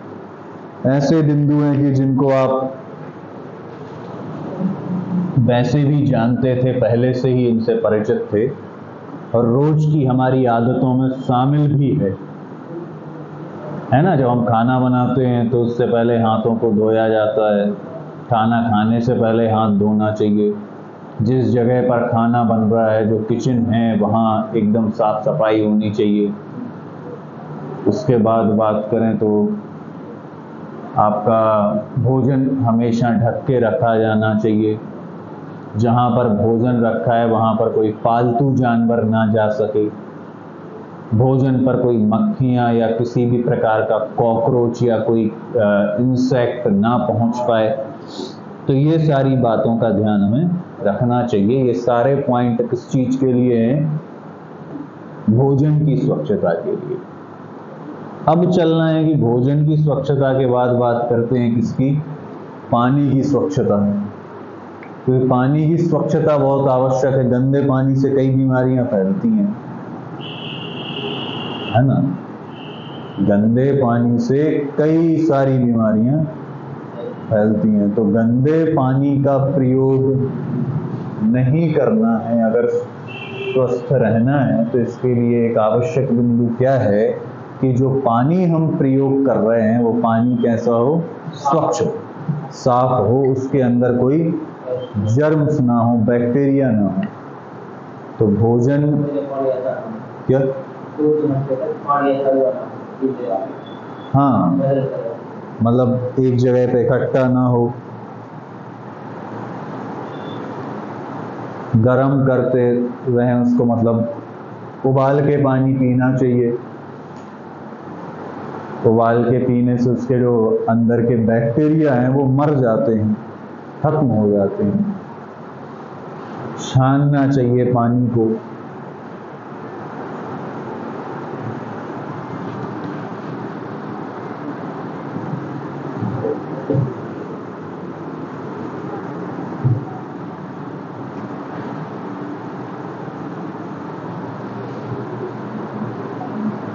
पानी संबंधी स्वच्छता। ये भोजन संबंधी की बात हो गई, या पानी संबंधी स्वच्छता आ रही।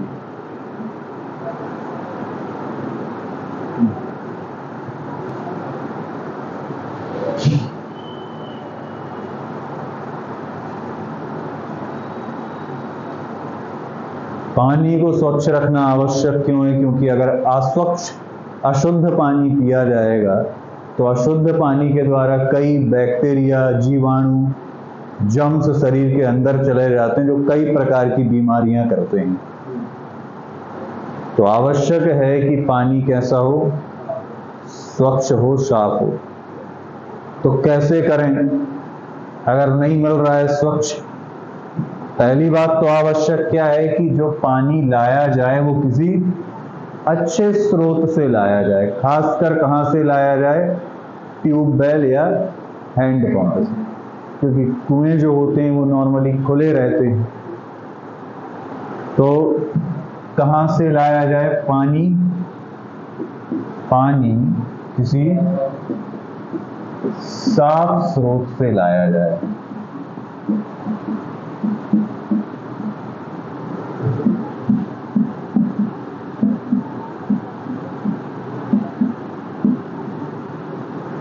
नदी का पानी डायरेक्ट उपयोग नहीं कर सकते। नदी में तो देखो क्या है कि बहुत सारे गंदगी नदी में मिला दिए जाते हैं, केमिकल मिला दिए जाते हैं। फैक्ट्रीज, इंडस्ट्रीज से जो गंदगी निकलती है वो भी सीधा नदी में मिला दी जाती है। कई जानवर आपने देखा होगा नदी में बैठे रहते हैं, नदी में निकलते रहते हैं, वहीं पर उनका मल मूत्र का त्याग होता है तो वो भी नदी में जाके मिल जाता है। तो नदी का डायरेक्ट पानी उपयोग नहीं किया जा सकता, क्योंकि नदियां बहुत प्रदूषित हो रही हैं आज के समय पर। तो किसी ऐसी जगह से पानी लाया जाए जो, जैसे हैंडपंप है, ये एक अच्छा स्रोत है, क्योंकि हैंडपंप में किसी प्रकार की एक्सटर्नल गंदगी नहीं जा सकती। वो तो अंदर है, उसमें कोई ऐसी गंदगी नहीं डाली जा सकती। कुएं खुले रहते हैं, नदियां तो आप जानते ही हैं बहुत सारी गंदगी नदियों में मिला दी जाती है। तो किसी साफ स्रोत से लाया जाए पीने का पानी जो है। दूसरा, पानी को छानना चाहिए। सबसे पहले तो पानी को उबालना चाहिए और छानना चाहिए। पानी को उबालना एवं छानना चाहिए।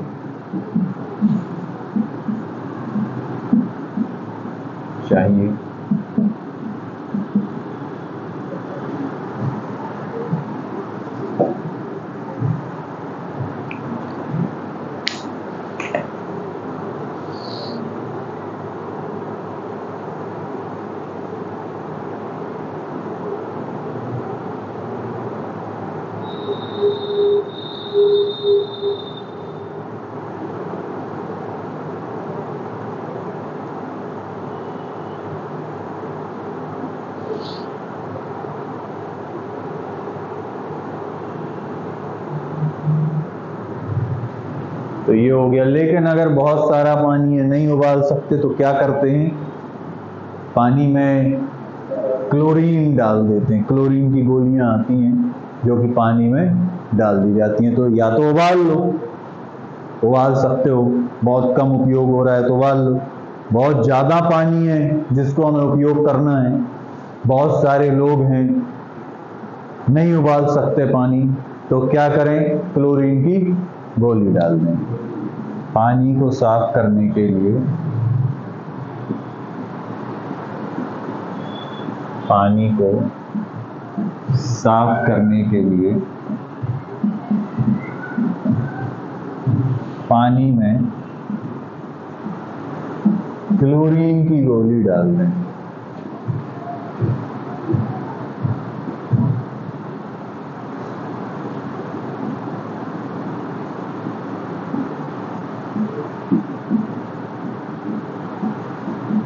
पानी को साफ करने के लिए पानी में क्लोरीन की गोली डाल दें। आधे घंटे बाद ये पानी पीने योग्य हो जाएगा। क्लोरीन की गोली डालो, आधे घंटे बाद वो पानी कैसा हो जाएगा? पीने योग्य। लेकिन ये जो पानी है ये 24 घंटे के बाद फिर उपयोग नहीं करना चाहिए। हाँ, एक बार आपने क्लोरीन की गोली डाल दी सुबह, तो 24 घंटे तक तो उस पानी को उपयोग कर लो, लेकिन कॉन्टिन्यूसली उस पानी का उपयोग नहीं किया जा सकता। फिर दोबारा से पानी लाओ, उसमें फिर से क्लोरीन की गोली डाल दो।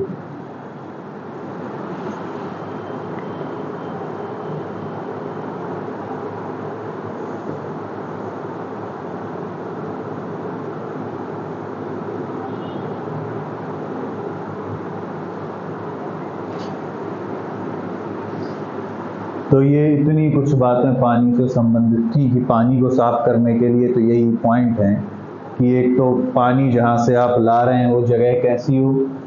साफ हो, अच्छी जगह से पानी लाया जाए, किसी नदी से ना लाया जाए। दूसरी बात, अगर पानी जब हम ले आए हैं तो उसको उबाल लें, छान लें। तीसरी बात, अगर नहीं उबाल सकते, बहुत अधिक व्यक्तियों के लिए पानी सर्व करना है, बहुत अधिक व्यक्तियों को उपयोग करना है, पानी बहुत अधिक पानी है, तो तरीका क्या है? उसमें क्या डाल दें? क्लोरीन की गोली के द्वारा भी पानी को साफ किया जा सकता है। ये कुछ पहलू थे जिनके द्वारा, तो कितने पहलू हो गए? 4। एक व्यक्तिगत स्वच्छता, पर्यावरणीय स्वच्छता, भोजन संबंधी स्वच्छता और पानी संबंधी। तो स्वास्थ्य विज्ञान के 4 पहलू यहाँ पर हो जाते हैं, और इसी के साथ ये चैप्टर भी आपका फिनिश हो गया है। सेकंड यूनिट भी खत्म हो गई।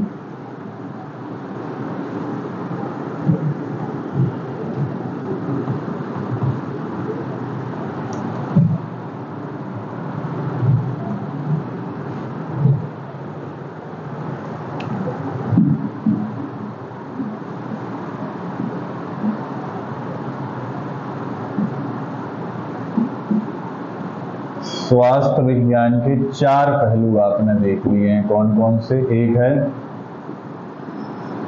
व्यक्तिगत स्वच्छता। व्यक्तिगत स्वच्छता में कौन कौन सी चीजें आती हैं? अपनी खुद की साफ सफाई, शरीर की सफाई, बालों की सफाई, कानों की सफाई, आंखों की सफाई। उसके बाद दूसरा पॉइंट आता है पर्यावरणीय स्वच्छता। पर्यावरणीय स्वच्छता में कौन से पॉइंट आते हैं?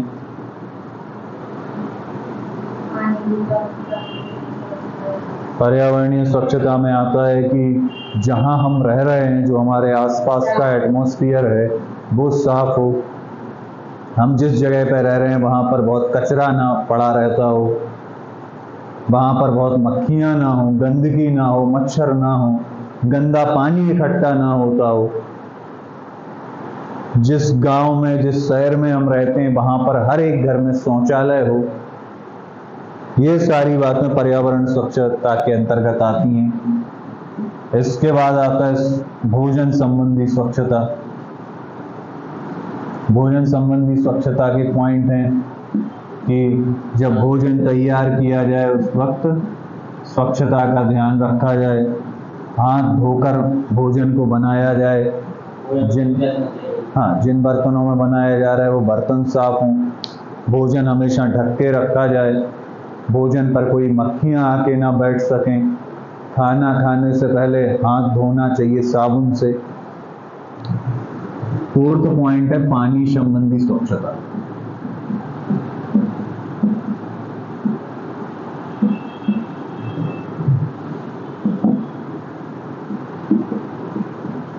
इसमें आता है कि स्वच्छ पानी का प्रयोग किया जाए, स्वच्छ स्रोतों से पानी को लाया जाए, पानी को उबाला जाए, छाना जाए। अगर ये संभव नहीं है तो क्लोरीन की गोली डाल के उसको जर्म फ्री किया जाए। कहने का मतलब कि स्वच्छ पानी का प्रयोग आपको करना है। उसके लिए आप कोई भी तरीका अपना सकते हैं।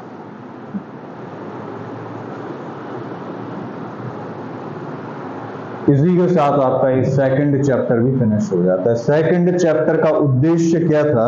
तो उद्देश्य केवल यही था कि किस प्रकार से कुछ चीजों का ध्यान रखकर कई बीमारियों से कुछ हद तक बचा जा सकता है। हाँ, ये कुछ ऐसे पॉइंट हैं कि अगर इन 4 पॉइंटों का ध्यान रखा जाए तो बहुत हद तक बीमारियों से बचा जा सकता है। अब जो नेक्स्ट चैप्टर आने वाला है उसमें है कि अगर बीमारी हो जाए, अब ये सारे बिंदु हमने अपना लिए, हमने व्यक्तिगत स्वच्छता को भी अपनाया, पर्यावरणीय स्वच्छता को भी अपनाया, भोजन संबंधी स्वच्छता को भी अपनाया, पानी संबंधी स्वच्छता को भी अपनाया, लेकिन फिर भी कोई डिसीज हो गई तो अब कुछ बीमारियां ऐसी होती हैं जिनका उपचार हम घर पे ही कर लेते हैं। जैसे किसी को नॉर्मल सर्दी जुकाम हो जाए तो आवश्यकता नहीं है कि डॉक्टर के पास जाओ। है क्या आवश्यकता? या तो वो खुद ब खुद 2 या 3 दिन में ठीक हो जाएगा। अगर खुद ब खुद 2-3 दिन में ठीक नहीं हो रहा है तो हम घर पे भी थोड़ा सा कुछ उपचार कर देते हैं।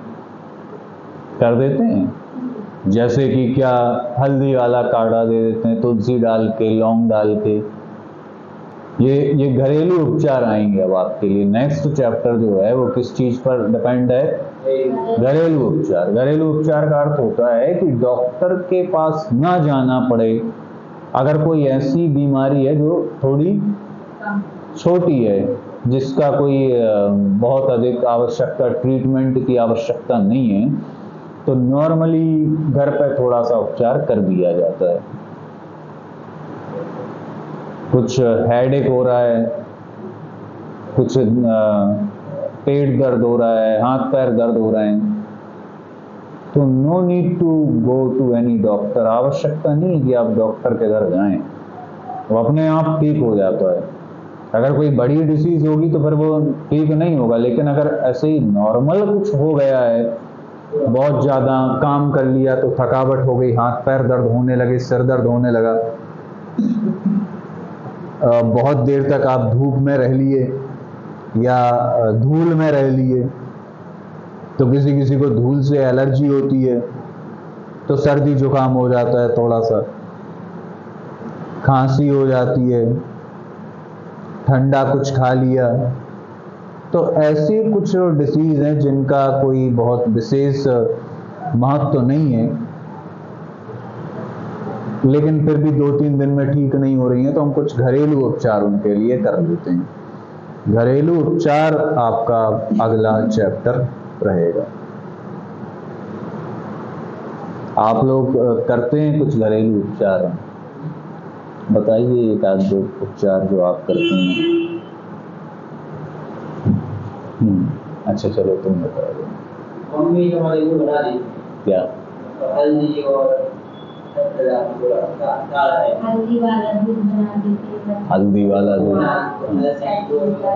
मिक्स लगा देते घर में। हाँ। उसके बाद हाँ, वैसे स्टीम दे दिया जाता है, भाप दिलवा देते हैं।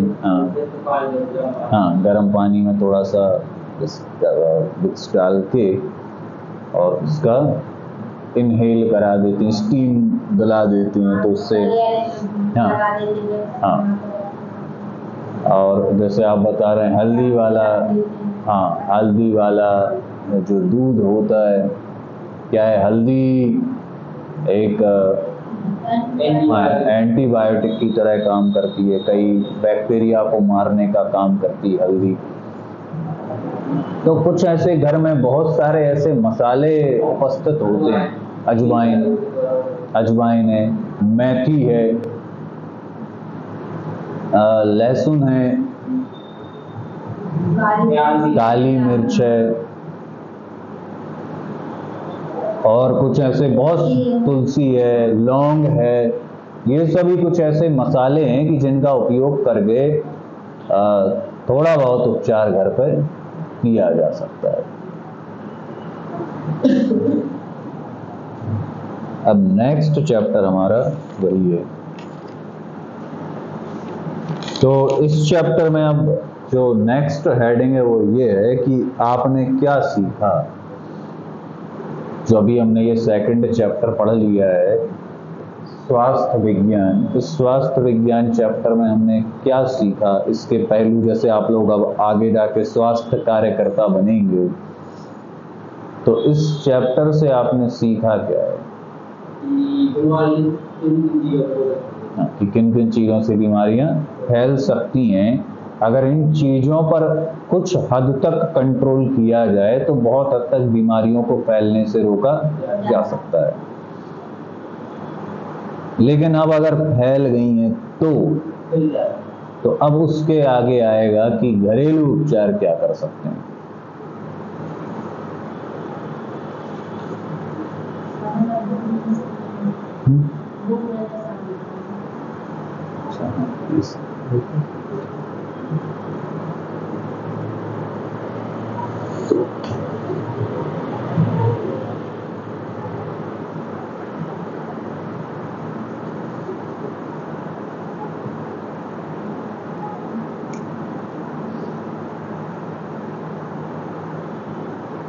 आज जीवन शैली और भोजन की आदतों में परिवर्तन आदि के परिणाम स्वरूप बहुत सी बीमारियां जन्म ले रही हैं। तो पहले इतनी बीमारियां नहीं हुआ करती थी। बीमारियां तो पहले भी होती थी लेकिन इतनी नहीं होती थी जितनी आज के टाइम पर हो रही हैं। आजकल लोग बाहर का ज्यादा खाना पसंद करते हैं। हाँ, एक तो भोजन की शैली बदल रही है, दूसरा प्रदूषण अत्यधिक है। प्रदूषण हर जगह है, बहुत सारी इंडस्ट्रीज हैं, फैक्ट्रीज लग गई हैं, वाहन बहुत अधिक हो गए हैं, भोजन की शैली बदल गई है। एक तो देखो शुद्ध भोजन नहीं मिल रहा है। हाँ, मतलब उसमें जो खेत पर फसल उगाई जा रही है उसमें कई प्रकार के केमिकल्स डाले जा रहे हैं। दूसरी बात, जो सब्जियां फल पकाए जा रहे हैं उनमें भी किसका प्रयोग हो रहा है, केमिकल का प्रयोग हो रहा है। जानवरों को भी इंजेक्शन लगा दिए जाते हैं। हाँ, तो अधिक प्रोडक्शन करने के लिए कि ज़्यादा से ज़्यादा दूध निकले। तो ये जो क्या हाँ हाँ अच्छा, ऐसा उसको मोदी लगा देते हैं। हाँ, तो क्या है कि उनका प्रोडक्शन अधिक हो जाए, ज़्यादा से ज़्यादा दूध निकले, अंडे निकलें, इसके लिए उनमें भी केमिकल्स डाले जा रहे हैं। तो हर जगह केमिकल, प्रदूषण, इन सब के चलते दिन ब दिन बीमारियां जो हैं वो बढ़ती जा रही हैं। कारण क्या है, एक तो जीवन शैली बदल रही है, लोगों की लाइफ स्टाइल भी बहुत चेंज हो रही है। पूरे दिन अब हमारे पास क्या है, वर्कलोड है, बच्चों को पढ़ाई करना है या काम भी करना है। तो अब काम कैसा काम है, कंप्यूटर पर बैठकर काम करना है, मोबाइल पर बैठकर काम करना है, मतलब कोई फिजिकल एक्टिविटी नहीं रह गई है। फिजिकल एक्टिविटीज नहीं है काम में। हाँ, पहले चलना पड़ता था कुछ काम करने के लिए, अब चलना नहीं है। मोबाइल और कंप्यूटर के प्रयोग ने हमारे काम को आसान तो कर दिया है लेकिन हमारे फिजिकल एक्टिविटी को बिल्कुल कम कर दिया है। आप कंप्यूटर पर सुबह से लेकर शाम तक बैठे रहते हैं, मोबाइल पर काम कर रहे हैं, इससे आंखों पर भी गलत इफेक्ट पड़ रहा है। मोबाइल से भी कई प्रकार की तरंगें निकलती हैं, वेव्स निकलती हैं। तो बीमारियों का जो आज के समय पर कारण बन गया है, वो उस कारण के पीछे का अगर कारण देखें तो क्या है, बदला हुआ लाइफ स्टाइल, जीवन शैली बहुत बदल गई है। दूसरी बात, भोजन की आदतें भी बदल गई हैं, केमिकल्स वाले भोजन का ही सेवन लोग कर रहे हैं।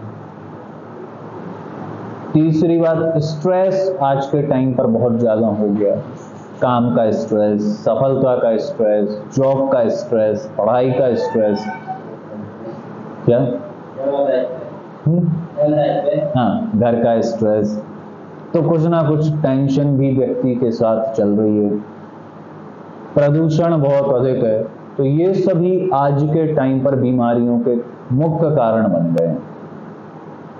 पहले भी बीमारियां होती थी, बैक्टीरिया वायरस के द्वारा फैलती थी,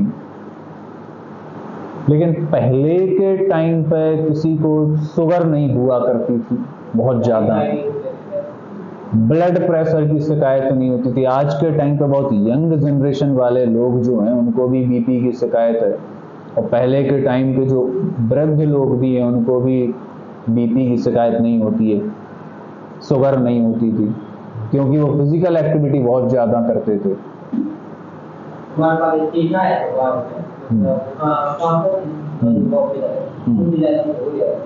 अच्छा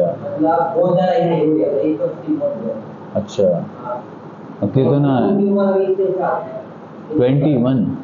अरे, तो आज के बदलते हुए लाइफ स्टाइल के कारण ये सारी चीजें हो रही हैं। तो बीमारियों के मुख्य कारण आज के समय पर कौन कौन से हो गए हैं?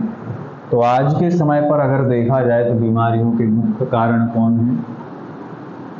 एक तो जीवन शैली, दूसरा भोजन की शैली, तीसरा प्रदूषण।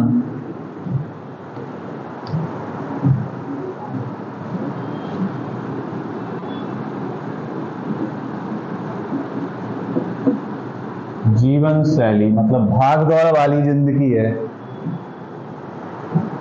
सुबह उठ के ऑफिस जाना है, कोई व्यायाम के लिए समय नहीं है आपके पास, है ना, कोई आप व्यायाम नहीं कर रहे हैं, कोई योगा नहीं कर रहे हैं। दूसरी बात, जा भी रहे हैं तो किससे जा रहे हैं? या तो बाइक का प्रयोग कर रहे हैं, या कार का प्रयोग कर रहे हैं, या किसी भी प्रकार के व्हीकल का प्रयोग आप कर रहे हैं, पैदल नहीं चल रहे हैं। भोजन शैली बहुत बदल गई है।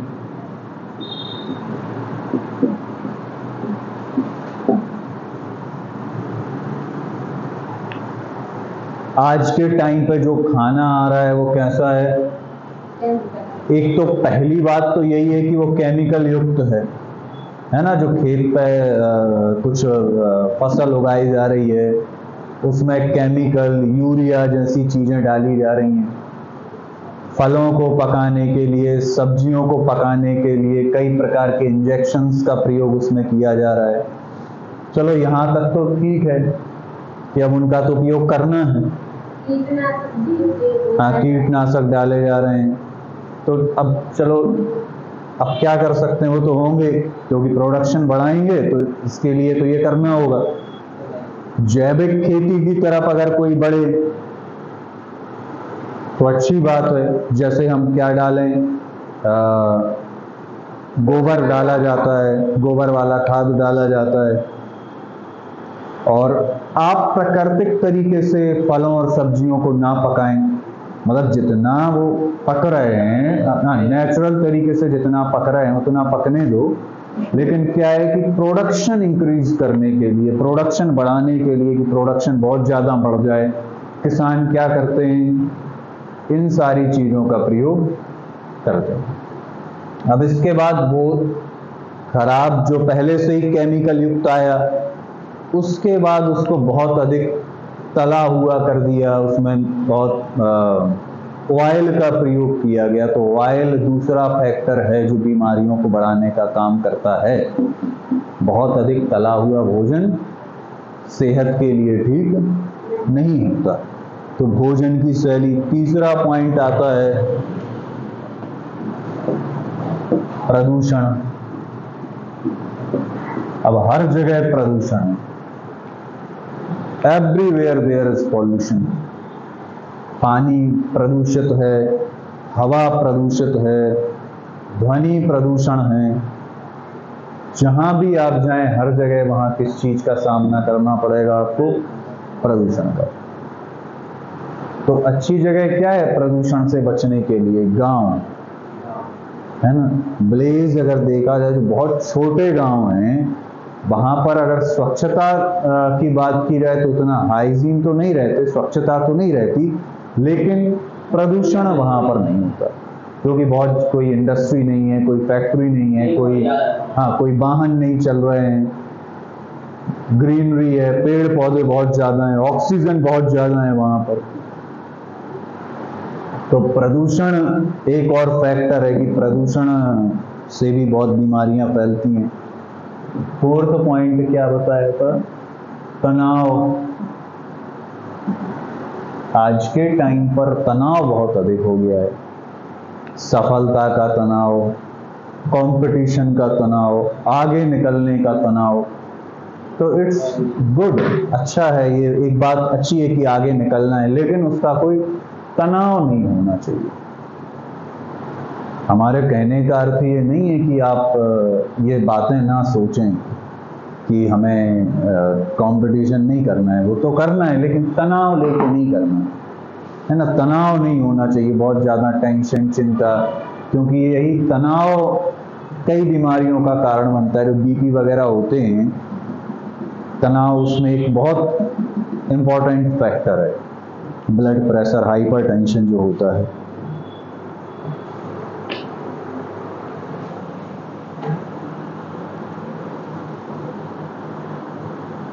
खंडित पर्यावरणिक तंत्र जैसे वायु प्रदूषण, जल प्रदूषण, ध्वनि प्रदूषण, ग्रीन हाउस प्रभाव फेफड़ों, त्वचा, हृदय, कान, नाक तथा गले आदि की बीमारियों के लिए उत्तरदायी है। इस अवक्रमित पर्यावरण के कारण वैश्विक तापमान तथा समुद्र जल के स्तर में क्रमशः प्रति वर्ष 0.5 डिग्री सेंटीग्रेड तथा 1 सेंटीमीटर की वृद्धि हो रही है। ये बात आप लोगों ने शायद सुनी होगी कि दिन ब दिन तापमान में वृद्धि होती जा रही है, क्योंकि प्रदूषण बढ़ रहा है, जिससे ग्रीन हाउस प्रभाव बढ़ रहा है। ग्रीन हाउस प्रभाव बढ़ने के कारण क्या हो रहा है कि पृथ्वी दिन ब दिन गर्म होती जा रही है। पृथ्वी कैसी होती जा रही है? दिन ब दिन गर्मी उसमें बढ़ती जा रही है, और समुद्र का जल स्तर दिन ब दिन बढ़ता जा रहा है। तो समुद्र का जल स्तर जो बढ़ता जा रहा है धीरे धीरे, तो कुछ समय बाद कुछ शहर, फिर कुछ देश उसमें डूब जाएंगे। समुद्र का जल स्तर क्यों बढ़ रहा है? क्योंकि ग्लेशियर्स पिघल रहे हैं, ग्लोबल वार्मिंग बढ़ रही है, ग्रीन हाउस इफेक्ट बढ़ रहा है, तो गर्मी बढ़ेगी, पृथ्वी की गर्मी बढ़ेगी, तो बर्फ क्या होगी? पिघल जाएगी। बर्फ पिघल जाएगी तो वो पानी कहाँ जाएगा? समुद्र में। समुद्र का स्तर बढ़ जाएगा। इसीलिए हमें वृक्षारोपण, घर में पानी की बचत और प्रदूषण स्तर को नियंत्रित करने की दिशा में कदम उठाना आवश्यक है। साथ ही उत्पादन में कीटनाशक तथा रासायनिक उर्वरकों के प्रयोग को प्रतिबंधित करने की दिशा में काम करना होगा। तो पहला काम तो क्या करना है कि भाई वृक्षारोपण सबसे अच्छा ऑप्शन है। अगर वृक्ष, अधिक से अधिक वृक्ष होंगे तो ऑक्सीजन बहुत ज़्यादा होगी, पृथ्वी थोड़ी ठंडी रहेगी।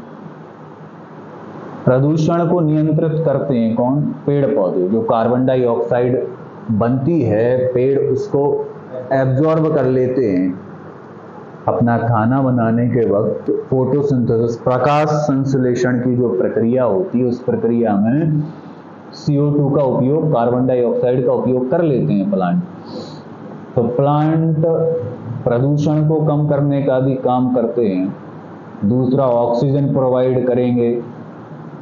प्लांट अच्छी बारिश कराने के लिए भी उत्तरदायी है। जिस जगह पर बहुत पेड़ पौधे लगे होते हैं वहां पर बारिश बहुत अच्छी होती है। तो इस दिशा में कार्य करना होगा। दूसरा, कीटनाशक और उर्वरकों का प्रयोग कम करना चाहिए। कीटनाशकों का और उर्वरकों का प्रयोग कम होना चाहिए,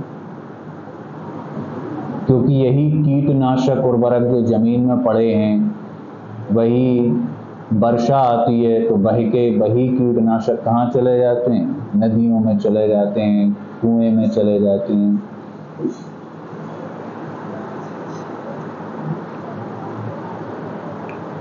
वर्तमान समय की यह प्रमुख आवश्यकता है कि पर्यावरणिक तंत्र को संरक्षित रखने तथा प्राकृतिक साधनों द्वारा स्वास्थ्य की देखरेख के लिए हमें अपनी जीवन शैली में बदलाव लाना होगा। भोजन की आदतों में परंपरागत पद्धतियों की ओर वापस जाना होगा और एक कुशल स्वास्थ्य कार्यकर्ता इसमें महत्वपूर्ण भूमिका अदा कर सकता है। पहली बात तो जीवन शैली को बदलना है और दूसरी बात भोजन शैली को बदलना। कौन सी चीज का प्रयोग करना है? परंपरागत तरीका मतलब जो हमारे भारत देश में बहुत पहले से चला आ रहा है ना। एक परंपरागत तरीका होता है, एक सिस्टमैटिक तरीका था जो पहले के टाइम पर, वही तरीका हमें उपयोग करना होगा। परंपरागत तरीके की ओर दोबारा बढ़ना पड़ेगा। तो इसमें अब आप लोगों की भूमिका बहुत महत्वपूर्ण होगी। एक स्वास्थ्य कार्यकर्ता की भूमिका इसमें बहुत महत्वपूर्ण होगी, है ना, जो कि आप लोग कर रहे हैं।